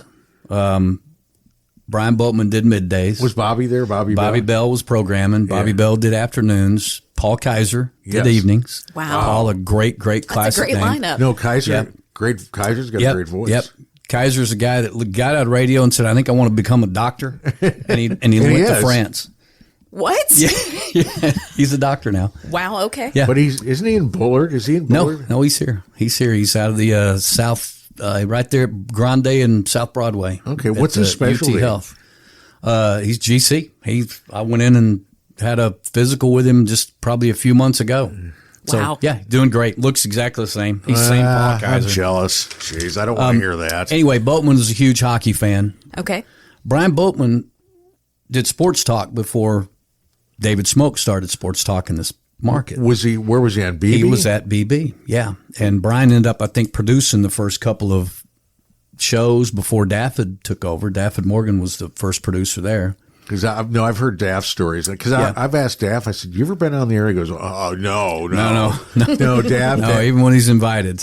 No. And I always, but Daff is fun. Have you ever been around Daffod and Melissa Absolutely. when they have conversations? I have a Daffod Morgan story that I'm going to have to tell you guys, and I don't know time limit stuff. No, keep going. Okay. Well, Daffod is a staunch NASCAR fan. I mean, he's NASCAR crazy, and he has been for years. Yes. Daffod and his wife saved up enough money to buy a lawnmower, a riding lawnmower.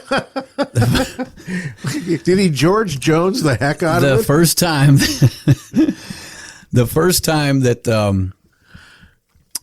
time that he was able to make a huge purchase, and they went to Lowe's.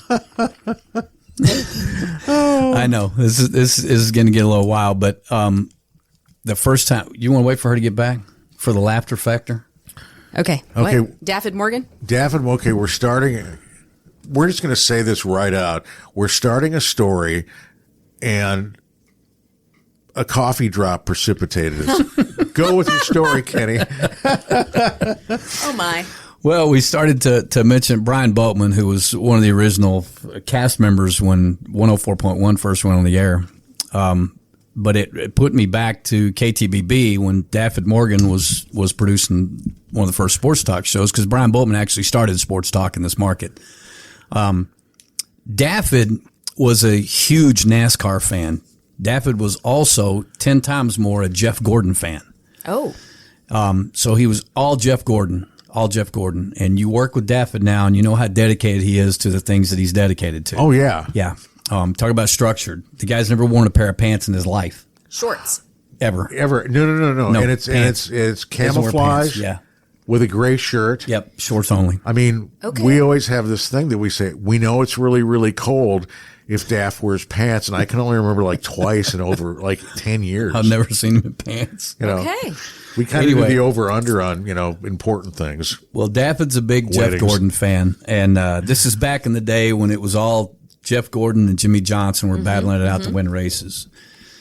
Well, Daffod and his wife had saved up enough money to make their first big purchase in their life, which was going to be a new riding lawnmower. Okay. So they save up their money. They talk about it. Saturday morning comes. Daffod goes to Lowe's and he buys him a riding lawnmower. He takes it home. He mows the lawn. Sunday comes, he's in front of the TV, he's watching his NASCAR race, and Jimmy Johnson rams Jeff Gordon into the wall, and Jeff Gordon loses the race. Okay. Daffod Morgan goes out, loads the mower back up, and takes it back to Lowe's and returns it. Because Jimmy Johnson Jimmy was Johnson sponsored? drives the Lowe's car. Yeah, I was like, yeah. I don't know a lot about NASCAR, but I did know that one. It was either the same day Wow. or the next day. So- Things are becoming clearer. Yeah. That So did he will- go to Home Depot and buy a Tony Stewart? I Oh, don't no, know. what? I don't know. I just know that I've had that story. That has been one of the greatest non-radio radio stories. That's a great I've ever- one. Hold on. Yeah, because I love the guy. So would it be a coup to have Daffod come on and be our guest? You know what? I've asked Would he about do it? It's not actual. I don't know. It's not I don't think live. It'd be a short show. I don't Really? know. But Hey, there no are pun times- intended. There are times that him and Melissa will be talking, and I'll say, we need to record this because they are really funny. Yes. They can. I mean, I'll find a fourth mic, man. Let's bring them in, or I'll just sit over there in the corner and let y'all talk. I would kid Meredith. I would say, Meredith, we should need to have you come in and talk about traffic and helping run a radio station. It's like a hard no. I mean, There are some good stories there, though. I've worked Yeah. traffic, and I'm not talking about the traffic that's going around the Loop 323. I'm talking about the commercial traffic. yeah. For those that aren't in business. No, Meredith is like, no, I'm not going to do this. And I was, oh, come on. Come on. Well, I did need to finally get around to the keys that are on the table here. Yeah, what's the story? They look like they are caked in, Take mud? muck. Well, Chuck will click on this before you will, Mandee, just because we lived it. But I was going to ask y'all a question because I know we've had so many things that have impacted what we do. Mm-hmm. Your worst day. My worst day in radio? In radio. Ooh. That's a tough one. Yeah. It's a tough one because I was a very young broadcaster. And it's kind of a long story, and I'm not going to do it justice because I'm going to get emotional. But one of my radio broadcast partners that taught me a lot early on taught me production. I used to run Sunday morning broadcasts on KFRO AM 1370 when we're talking 18, 19, 20-year-old Mandee. Charlie Thomason. Did you ever work with Charlie? No, but I knew him. Yeah. So Charlie was really sick. He had cancer, and he worked through it. Charlie and Gary Mason really kind of got me started, and they taught me the ins and outs of the basics, pushing buttons and making sure the mic was on. Sure. The basics, right? But they were both very kind, very good mentors to me. And Charlie passed at the radio station, and I found him. That was my hardest day in radio. We've had a lot of serious talks. I didn't know that you were the one that found him. I found Charlie. Yeah, it was a really tough day. Yeah. Yeah.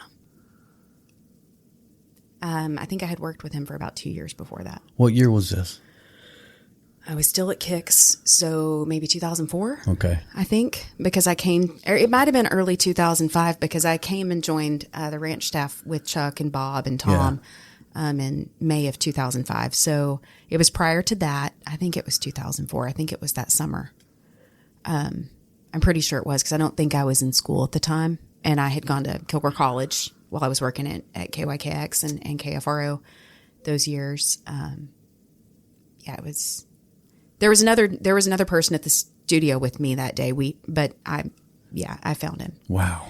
Yeah, and had to call the program director and the ambulance, and it was really tough. And then you had the rest of the day. Yeah. A week to deal with it. Yeah, and went to his funeral in South Louisiana. First time I met his family. It was a tough day. Charlie was a sweet man. Very sweet man. Yeah, very organized, task-oriented. The basics mattered. Cheerful. He was cheerful too. He was. He was one of those guys you would say, "How are you?" And it wasn't like, here's my 10 gloom and doom things. He was, you wouldn't have known he was sick. Sure. He shared his diagnosis, but he didn't act like he was sick. But yeah, he's kind of like a Tom Perryman, and I say this kind of lightly to kind of lift things back up just a minute. But, he died with his boots on, so to speak. Amen. He was in the station doing the thing. Tom didn't, but he came darn near close. I mean, he did the show until he couldn't do the show. Oh yeah, we thought Tom passed a few times in that building. So. Yeah, Tom bless him. Yeah, but yeah, that was my hardest day. Yeah, not trying to drag it down, but have you got a worse day? I tend to be one of these fatalists that I tend to look at the last big screw up as the toughest, but I have a few things, but there's a few things I just don't want to share. Okay. Yeah. It's just that. I mean, do you have a lighthearted, biggest mistake you want to share, maybe? No, I got a few of those. I do. I do. This was one that's probably, I will say this, terrified me the most. And I used to be one of those people too that early in my career, I was I'd get angry and, like Dave Moreland, our friend, would say, evil Dave. I wasn't really evil Chuck, but I was screaming Chuck. And one day I, blurted out an expletive loud and my voice left for about 5 minutes. Oh, and did you feel like it was karma?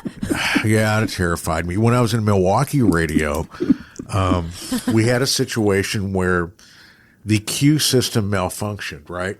Uh-oh. Oh, wow. And I'm sitting there and I did something didn't work, and I went, oh, blank.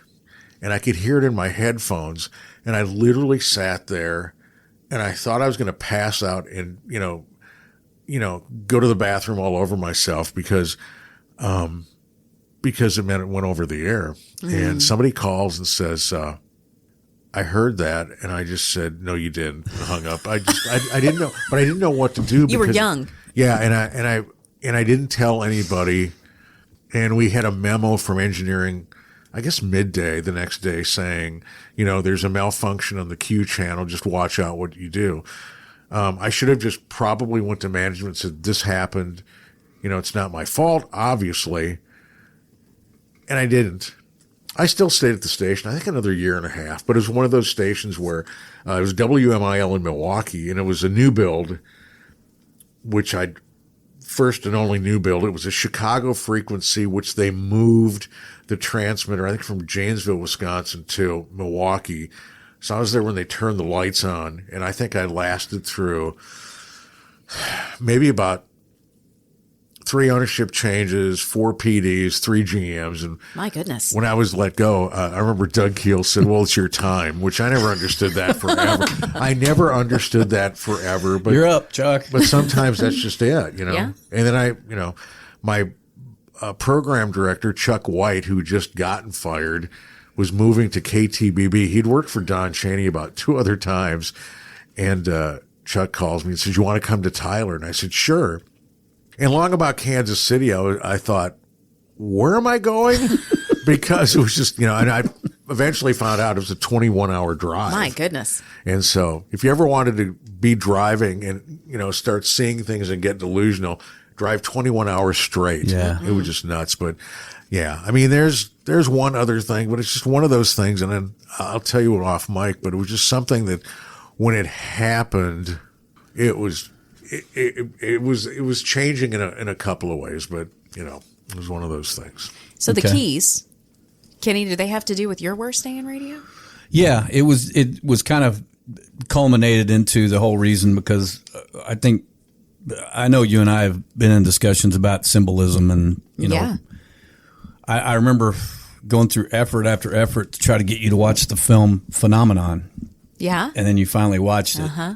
And Doc and I got into a discussion about that this morning, and it was a ghostly thing that happened because there's a line in Phenomenon with John Travolta when he's trying to explain to the children that he's dying, but he doesn't have to explain it. One of the little boy in the film says, "You're dying, aren't you?"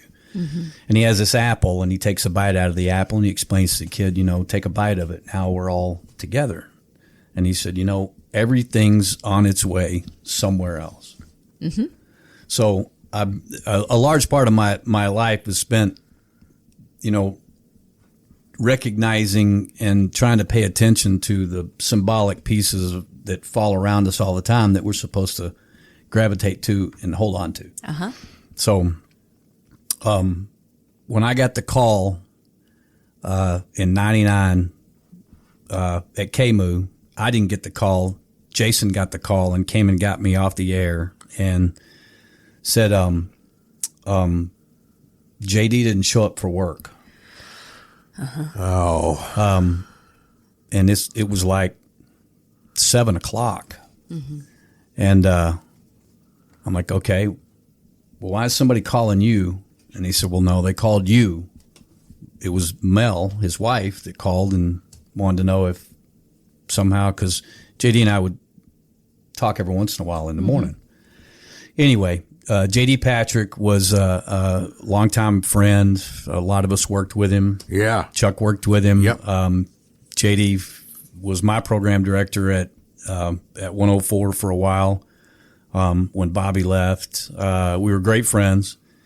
JD was on his way in to do the morning show at Classic Rock 96.1. Back then it was 96X, but anyway, it was in a horrific car accident on 155. That bridge. It was just he had passed that bridge, Oh, yeah? Chuck, and unfortunately there was an old man that worked overnights and he fell asleep. And because it's that long, now that they've expanded the highway, so now it's a really long turn. Okay. Well, at the time it was just a short, long left turn. Well, the old man was in JD's lane, but because of the angle of the turn, you can't tell that he's coming at you. And it was just, they hit head on. They both of them lost their lives. But it took a while find out JD wasn't at work. They called and woke Mel up. Mel actually drove up on the wreck scene. So anyway, a lot of things went on with that because JD Patrick he was kind of a staple in the classic rock thing at the time because he was doing mornings when the studio moved to where it is now, right across the street here. And JD was upstairs in the studio once we moved it upstairs. So JD was kind of the first relocation of the classic rock and kind of the signature doing the morning show. And JD had a very calming voice, and he was not your typical classic rock. He wasn't guy. a screamer at all. But he had long gray hair. He helped produce Stevie Nicks' Belladonna album. Really? I didn't know that. He helped produce a couple of soundtracks when he was working in Dallas. Yeah, he worked part-time in Dallas the whole time he was working with us here in town. Okay. He didn't tell anybody. Where? Well, he literally did a smooth jazz shift on 106. I think at the time was 106.1 was the Oasis out of Dallas. 107.5. Rod Wayne. 107.5. Yeah, Rod did the same thing. Yeah. Well, JD did a shift there at times on the weekends. Anyway, Mel obviously was to pieces when we finally got to Mel, and it's not to drag the show down or anything, but it's you guys started this thing to bring back historically the things that happened to us here in the market, and we've gone through our share of heartbreaks and stuff. But Doc Deason, Jeff Evans, and I, Mel, for some reason, her only wish was I need to get his golf clubs. JD evidently had just taken up the game of golf. Okay. And he was obsessed with it.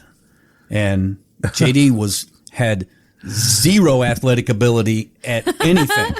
And JD would be the first to tell you, I'm naturally a lazy person, Kenny, so I'm okay not helping you move. So can you move on to somebody else? So that was JD. He just knew who he was. And he goes, I'm okay just being a little tubby and moving slow. And he wore baggy blue jeans all the time, tucked his shirt in. He was just the calmest, most easygoing guy in the world, and he was in radio. Anyway, it was a tough day, but when there was not a real good crash investigation done, and we went to his truck, which they had already towed the next day to a site, and Doc and Jeff and I went to the truck, mostly just at Mel's, because she was in pieces, of course. And went through his truck to get what she wanted. It was a horrible day, and I found those keys. Yeah. And those keys were really it's symbolic now that I still obviously have a piece of JD. Well, this morning I'm on my way in, and I'm getting mad at myself because I didn't wear the shirt JD gave me. Oh. Chuck mentioned this on the air because that week after JD's death, Doc was in the building doing part-time at the time, and Doc took over and was doing the morning show to cover for JD, and we did kind of a full week-long tribute to JD for the entire week. And like little by little, a lot of us went to the studio, and we spent an hour or so with Doc and just talking about JD. And I wore that dang shirt because JD wore that shirt to work on a Saturday morning one time, and it's an Atlanta Braves awesome old jersey with this big script. And I'm like, dude, I love that shirt, but where did you get it? That's not something you normally wear. Yeah. He goes, man, Mel got this for me or something. I don't even really like it. And he just took it off and gave it to me. And I'm like, I love that shirt. And he goes, well, here, man, I don't really even like it. Just tell her it tore or something. Tell her it's too small or something. So I wore that shirt when we were doing our little thing about JD, and Chuck brought it up. That kind of tells the signature of JD Patrick. But it's just our way of just making sure he gets folded into the history of kind of our day-to-day and what you guys are doing, and kind of symbolic of what y'all are delivering to the rest of us is, listen to some of the great things we remember and we take away from what we've already been a part of. So, and Kenny, you may be able to answer this. I had heard this at the time when JD was programming 96X, that he had done such an excellent job of programming it, and because even then, a lot of classic rock stations were like 300 songs and that's it. And that's not what it was for 96 at the time. I had understood that, regional, national management were impressed enough to use his database, his music database, and the imprint of the station, in other places. Is that true? Yes. Yeah. And remember back then we still typed it out. It still got typed out on almost like a fax machine. Yeah. But it would type it out. You could put in that roll of old teletype paper or something. Okay. And it would type it out all together where you could just put it in a big envelope and send it. Yes. Matter of fact, he asked, oh my gosh, big time consultant guy out of Lee Abrams? out of Dallas. Thank you. Unbelievable. I was about to say Gordon McClendon, but Lee Abrams, because he was the classic rock was guru. consulting with Rick Reynolds when we switched over to country at 104. Okay. And JD was friends with Lee Abrams. I can't believe you just blurted that name out. He asked Lee Abrams, what is your opinion on me sharing this information? And all Lee said was, are they going to give you credit? Because JD never got credit for a executive or a producer credit for his work on Belladonna, for his work on the 2 soundtrack albums. Never. So, but JD got albums. He got sent recognition because of the album, but they didn't put him on the jacket at all, and that hurt him. Yeah. So Lee asked him specifically, and I'm guessing he remembered that because Lee said, "Are you going to get credit?" Mm-hmm. And he said, "I'll ask." And Lee, if I'm not, and I may be screwing this whole thing up, but I think Lee made a phone call. And Lee endorsed, I think, what was going on with that. Okay. Where JD may have been the first to take an original idea of classic rock doesn't have to be freaking 300 songs with 2 Pink Floyds, and everybody should do it. I think Lee may have endorsed JD in that venture. Nice. Well, that's the thing I find painful with classic rock, classic country. It's just this sameness. I mean, I don't know. Yeah. Homogenized. Thank you. That's okay. Yes. I am quite all right with never, ever hearing Sweet Home Alabama again. I've gotten to the point. It's a classic, but we're Alabama'd out. I have gotten to the point, too, and I think it has to do with, with the history What of about the Freebird, Kenny? How do you feel about that? Freebird. Like the history of the Sorry. Eagles, right? Have been played. All I think about I hear Hotel California. is those liners we added that one time, and you were in the building, and there was a liner in there where there's a drunk fool, and they're talking about who likes classic rock, and you hear this drunk guy, on this liner go, "Play Freebird!"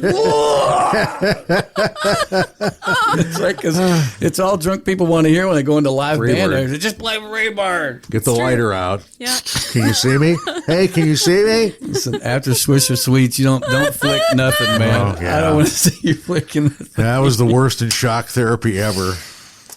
Great moments in radio history. Yeah, but thank you for letting me share that story because Thank you for sharing. when Doc brought it up this morning, he said, "Man, if there's an avenue, you need to work JD." And I said, "Doc, I can't tell you. It's been 8 minutes since you brought this up. I was in the truck, getting out of the truck, and I'm reaching down looking for eye drops in my truck door." And I had put those keys in my truck when we moved because I wanted to know exactly where they were. Mm-hmm. Wow. I'd already packed my, keepsake box or something. And I pulled those out and I'm like, this is going to take the place for me wearing that dang Braves shirt. Yeah. And then Doc brings it up at the table. Yeah. And I'm like, okay, well, JD's got to be somewhere. I'm so glad you brought him up because Chuck and I have kind of tossed around different topic ideas alongside guests. Yeah. And one of them was kind of a memorial show because we've lost a lot of really great people in the market That's a great over idea. the years. And I think this is kind of a touch point on it. I don't know if we'll, maybe do a best of style where you kind of weave them together or if we invite, a larger group somehow, if I can logistically figure it out and share some memories. But, like Chris Dyer, I never had the opportunity to work with Chris, but I know so many people Chris. who, Awesome voice. Tell me Loved she him. wouldn't have fell in love with Chris Dyer. Oh, we would have been buds. I understand. Chris Dyer had this awesome voice. I mean, I remember listening to the audition tape in Amy Austin's office, I don't know, 94, 95. We needed an afternoon person and just going, how it is when you hear that voice and you're like staring at the recorder and going, who is this person and when can we get him here? Yeah. It's kind of like when I was told that when I was programming the ranch and Rick Guest said, what if Don Jones did mornings? Yes. Because one of the things I said to Don is, what are you doing here? because I would hear his voice and I would say, this is, you know, then he would said, you know, because I was familiar with Don's work at the Bull, doing mids, and I was an admirer because I would hear the station. I would go, well, there's possibilities, but I don't know if they can, you know, dent Kicks at the time. Because, you know, ratings notwithstanding, Kicks had all the money in Longview, you know, and all the clients and stuff. But yeah. That's interesting, but that's a great idea, though. I mean, Chris Dyer being one. I mean, I just think honoring the people that we all knew and worked with and loved. And I mean, I did not, like, I didn't know the story about JD. I mean, I did. I knew that JD passed. I knew that he was on his way to work and you know, it was 155, but I never had the opportunity really to work with him. I'm not sure if I listened to him. Yeah. Just age wise. But, you know, I've heard so many people had great respect for him in the market. And then, you know, like Jason, I knew Jason just a little bit. He tried to hire me at KMU whenever I was working for Chuck on the ranch, offered me a really nice package, but I was like, I will take the interview with you, but I'm telling you now, I really like where I'm at. I'm very happy, but I also really respect you and have heard that you are an amazing person to work for. So let's talk, understanding that I'm probably not going anywhere. That was a sad day, by the way. I was going to tell you about that when he had to come and tell me that, first of all, he said he was going to call you. Yeah. I'm like, good luck. She's going to like us drive to Mineola all the time, man. But thank you for bringing him up, though. Jason Hightower was owner and one of my closest friends. KMU is still this, to me, touchstone of local radio because they still give kids a chance to try it out. Yeah. I was sitting there a couple nights ago. I'll just, you know, I mean, my drive home is 7 minutes now, but I'll sit there and I'll put it on 99.3 and 17-year-old girl talking about, you know, somebody's selling an oak table or something. Go, okay. That'd be a general store. In 10 years, when you're in Atlanta or something like that, you're going to say, that's where I got my start. KMU Radio. And that's important because you don't have the venues. When I started, it was, you know, doing inserts on the Larry King show overnight, or you'd have to, you know, run, you know, religious shows on Sunday. Sure. You know, or we were talking about football. It's so funny because when I was at 99.3 with Reed Kerr and Brian, I was the engineer for Friday Night Football, and I'd be responsible for putting together halftime, which was, I would say, 15 minutes of people so they could go grab a hot dog, go to the bathroom. So it'd be put together news, throw weather in, structure commercials, and just, you know, put the playlist in and go, okay, I got to talk here. Usually I'd cheat and put together the news in advance so I could just insert and go, we all get a break. Great. You brought up that with Dave, and that shift, by the way, was that those were my first shifts at KTYO when he hired me there to do overnights. But I had that shift. You're gonna love this. I had the shift. I did midnight to 6 on Saturday. Okay. But it was midnight to 9 on Sunday. That was it. That was the one where you did midnight to 4:30. You were on the air. 4:30 to 7:30 was Casey Kasem, American Top 40, which was on vinyl. And those copies are never clean. I don't care who wants to tell you they were clean because you'd have to, you know, wax philosophically the whole thing with like a blowtorch. And we would roll out of Casey Kasem into Powerline, which was 30 minutes. Brother John? Yep. Brother John Rivers. Yes. And roll out of Powerline into Master Control, which was an hour. And that would get you up to 9 o'clock, which is when we would roll into Buzz A. Long. You know what? I worked with Buzz. Oh, you did not. I did. I produced his show for him when Paula Prince was on vacation. I got the opportunity to work with Buzz. You're going to have to jot that down now. I know. You got to put him on the memorial show. I do. Oh, my gosh. I never worked directly with Buzz, but... We need to get Paula in, Chuck. Yes. Yeah. Paula may take 2 or 3 segments. Well, I mean, Paul and I worked together at KNUE, and then when I left KNUE in 97, she was at KYKX. So I moved there, and, you know, both of us had worked in a Don Chaney station, which was really disciplined, and we got to Kicks, and it was like, I asked her, I said, this is not that it was undisciplined. It was just, it was so relaxing. It was like, you know, on Fridays, Ed Curley would just kick back. Beer would be broken out. He'd get his flip-flops, Hawaiian shirt and shorts. And it was just, and it blew my mind because I was like, it's kind of like the story where Michael Imperioli talks about, I can't say Michael's name, that Gandolfini on Sopranos got a call from some big-time mafia person in New York while doing The Sopranos, and they said, "You're doing a great job. We like what you're doing, but a mafia boss," or I don't know how he phrased it, but a boss never wears shorts. Click.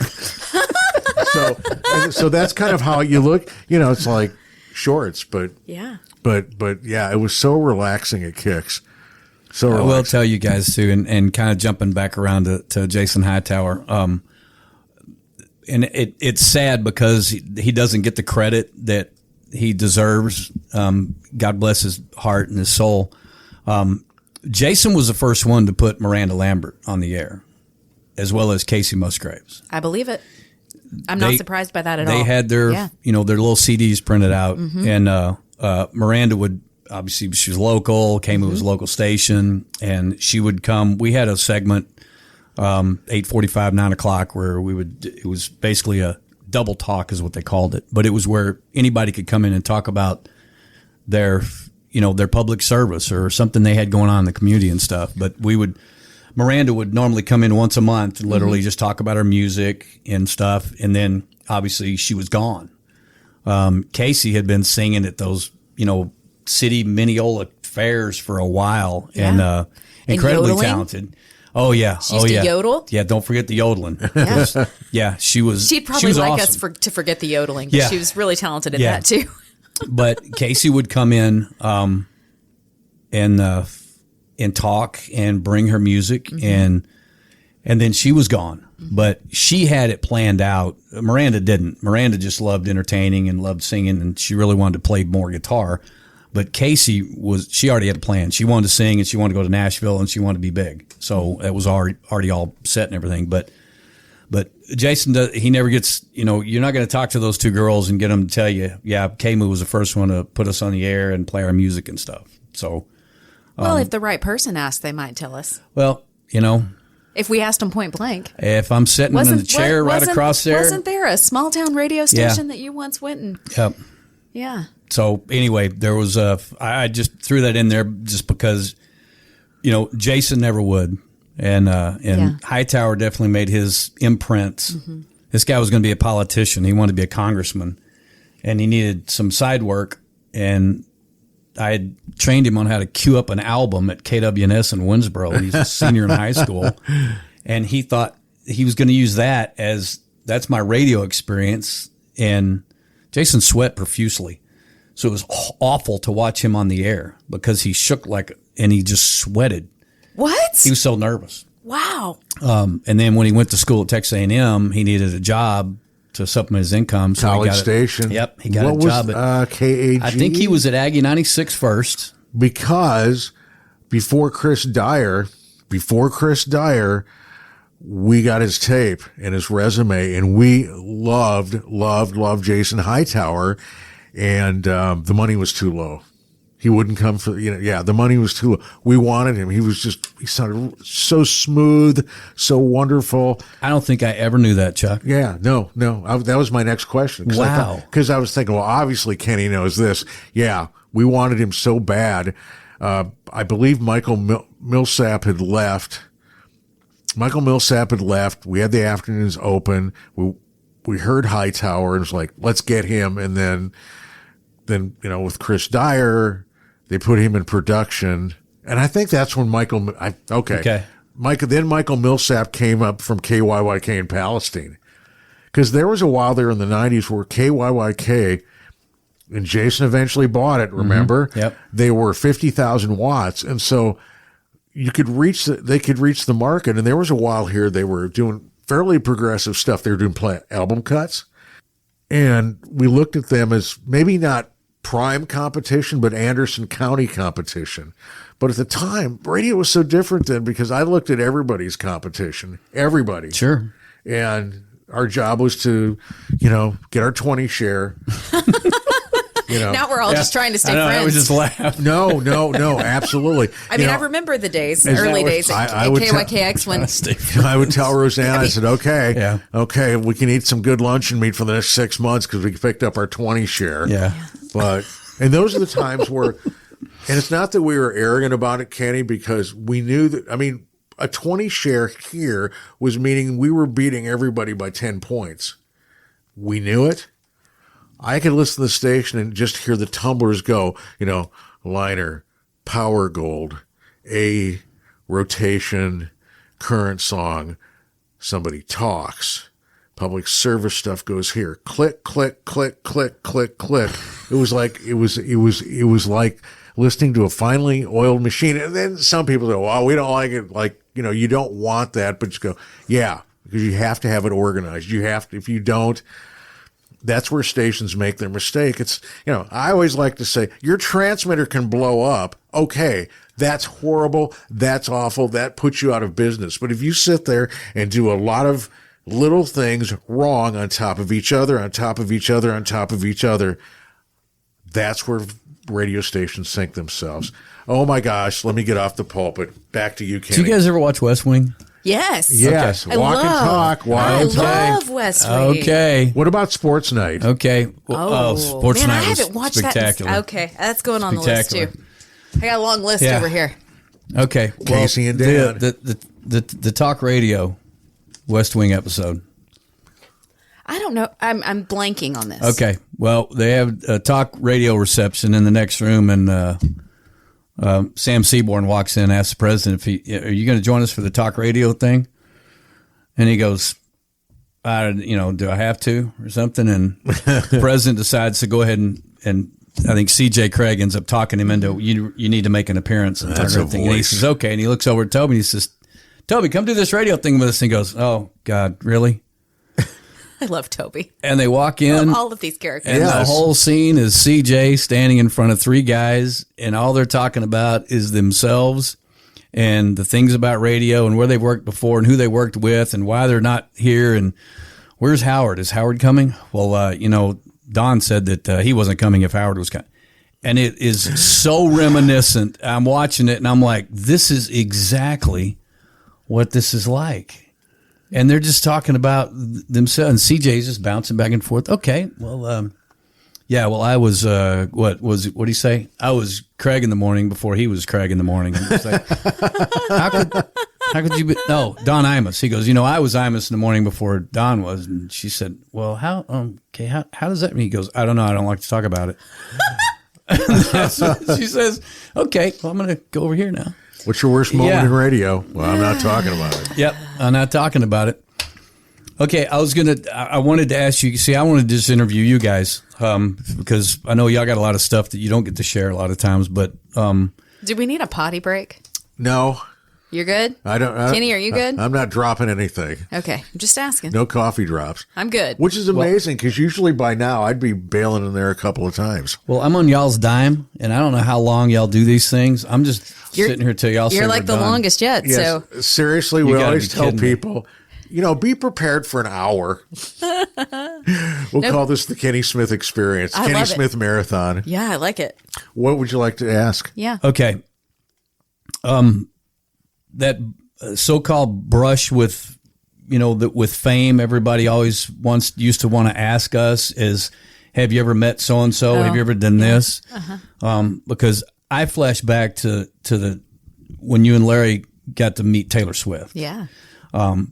Just because at that time, she was big, but you had, who was the dang band in California you used to love? Oh, the Matches. The Matches. God, Kenny, I couldn't remember what it was, man. No, Kenny, they're doing a 20th anniversary And mini you're going. tour, and I'm going. And you're going. Of course I'll you're going. be in Chicago on September 28th. Hey, they could be inmates somewhere, and you'd go see them in some type of prison. Do you know why? Yeah. Because you are the most loyal, loving fan ever. But do you know why? Because they are good people. That's because why. Aaron said you could. No, no, I'd go without Aaron. I love my husband, but I would go without. I knew these guys. That's fantastic. When I was 19, when I wasn't dating anybody, and they were from Alameda, California, Bay Area, which is where a lot of great punk bands have come from, and they kind of like Casey. They had a plan. They were going to be big. Yeah. And they had all the right elements. They were musically talented, visually, artistically talented, smart. They went to, I think, Bishop Arts High School, like 3 out of the 4 of them, which is a very prestigious, like Catholic high school. Very smart, intelligent young men. Their parents, smart, established people, but these guys rolled around across the country in a Ford passenger van. It might have been a Chevy, actually. White Chevy van, the 4 of them stinking to high heaven with all their guitars and whatever. And they just did the thing. Lived the life. They were literally starving artists on the road. And I had so much respect because here I am following my dream, being in radio, but I'm living in Tyler, Texas, suburban, pretty easy. I don't have a whole lot of like ratings pressure that I would have had if I was in a big city. You know, like I wasn't taking the risks that they were taking.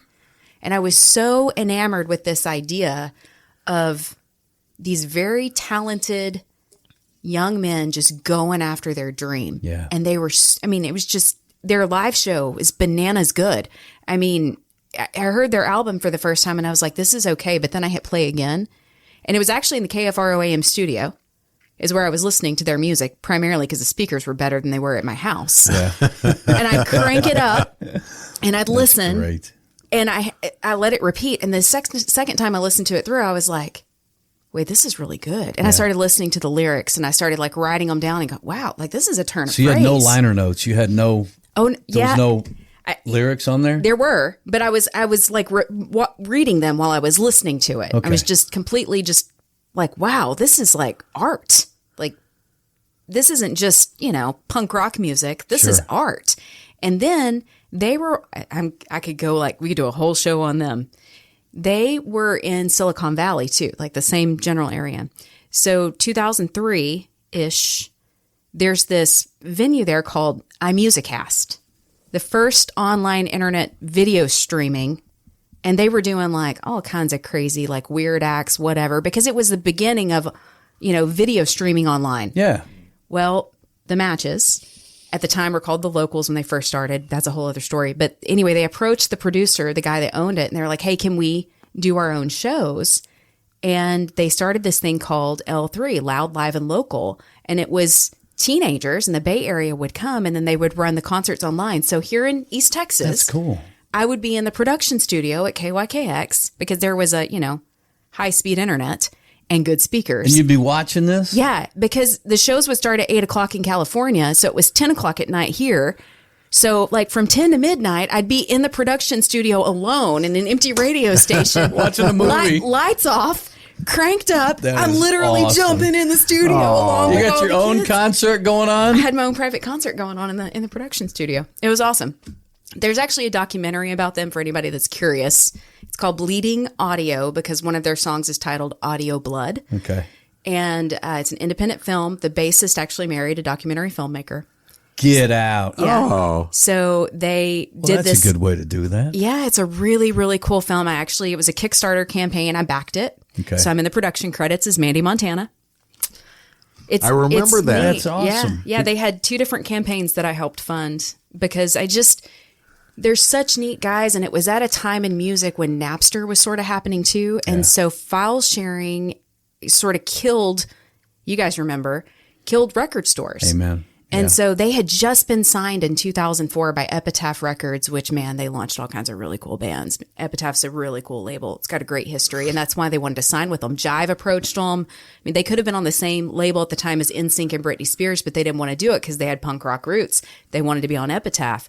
But then, you know, they didn't get the radio play to support because alternative music is alternative. Sure. And it was this really weird transition in music at the time that they never hit it. Also, and not having big league muscle in back or big label muscle. Yeah. Correct, exactly. Yeah. And so the documentary examines their rise to not actually rising and the changing landscape of the music industry. And 2, they were friends with the Plain White T's, which we know from Hey There, Delilah, right? Sure, that's it. Yeah, so they're from Chicago. So the Matches and the Plain White T's used to tour together, and they would trade shows in San Francisco and Chicago. I know I'm getting in the weeds on this, but I saw the Plain White T's open for the Matches at the door in Dallas. Okay. And Tom sang Hey There, Delilah to me because there were like 12 of us at the show, like 12. 12. I mean, it was an empty show. I mean, nobody knew who these guys were at the time. And I'm standing there and I'm wearing an OK Go t-shirt, another great band. And Tom is like standing there, like singing the acoustic song. I'm like, damn, this is a cool song. Fast forward like 6 years later, I'm working at Sunny 106.5 and the damn song is #1 for like 12 weeks. And I'm like, how cool is that? I got a signed CD from them back before they got signed. Oh, that's awesome. I need to find that actually, because I do. I have, the band was so cool. I hung out with them like outside the venue. See, that's a more personal connection than just going and meeting Taylor Swift and find out how cool and down home and laid back she was. She's so professional. Yeah. Like, just classy. And I wasn't a huge fan before. I became a fan from the 1989 album. Yeah. That's whenever I'm more of a pop fan than a fan of her country music. And that was the launch. That's when we met her. And I just remember being so impressed with her class, like classiest artist I think I've ever met. At that time, I hadn't interviewed Garth Brooks yet. Also extraordinarily classy on the phone. Both of them so gracious. You would have thought that I was doing them a favor. Blake Shelton, too. I met him once. He was excited to meet me. He was more excited to meet me than I was to meet him, and I was confused. Yeah. Yeah. You mentioned, I think one of the things you mentioned. I'm not trying to sound like I've met all these crazy people. I feel very blessed to have had these experiences. We had that opportunity at times to meet and greet and go. And it was your 30 seconds. But I remember you saying to me, you said, you know what? She actually looked at me while she was talking to me. Yeah, she did. Yeah. And that's what I remember was you mentioning. Not just me. How personal she was. Everyone in the room. Yeah. It wasn't a meet and greet where like she was sitting at a table signing autographs. She placed us in a space that she decorated and filled with food and drinks and a photo booth. And we were all hobnobbing, hanging out. Yeah. And then she comes in and she worked the room. Yeah. She came up to each one of us. She had a photograph of herself that she, what's your name? Signed it, had a small conversation, then had a professional photographer take photos of us with her and sent us the photos later. I mean, they made us all look like $1 million. Amen. But that's what really great stars do, right? It's not, they don't put themselves in the center of the story. They put the fan in the center, and they make the fan feel special, and they make the fan feel like the star, and that's what makes them great. Amen. Good story. Sorry. Talk about when you I was going to say, what was with the Ozzy Osbourne, okay? Well, actually, I'll give you my Garth story, okay? Yeah, you got a good Garth story, don't you? Yeah, but back in about 95, Garth is in Shreveport, and I get a call from Jay Jensen, the Southwest record rep for Capitol. Jay wants me to go to the show. Jay and I have a history of, and I generally would get along with most record reps. Jay and I did not get along at all. It was just one of those things. As he once told, I've said, you just want me to play everything from Capitol in heavy rotation and add everything. And he said, blankety blank blank, yes, that's what I want. And I go, well, that's not what it's going to be, Jay. Yeah. And we just never got along. Guys like Ken Rush from Arista, that would be a great one to interview because he's... Okay, I'm writing him down. But anyway, Jay and I just didn't get along. But he had called and wanted me to go to the show in Shreveport. And I said no. And he just went insane. What are you talking? This is when Garth was, flying through the air, all that stuff, and the harness. And I just said, look, the weekend's coming up. I'm tired. It was probably a tough ratings period. I just don't want to do this. And he gets angry and is screaming at me. And I finally said, okay, fine, we'll do it. So Rosanna and I go there. And I'd heard about backstage with Garth. I'd heard about how this works. So they take me back, and I'm thinking, well, it's going to be the usual green room thing, a zillion people there. Well, it's not. It's Jay Jensen, Garth's manager, Garth, me, and Rosanna. Garth said, what are you guys drinking? And I think we had a couple of sodas, a couple of Cokes. He opens them up, gives them to us. He sees Rosanna has a couple of T-shirts, Garth's T-shirts, and I think his manager's name was Bob. And he said, Bob, 220s, please. He gives them to Rosanna and said, your money is not good here.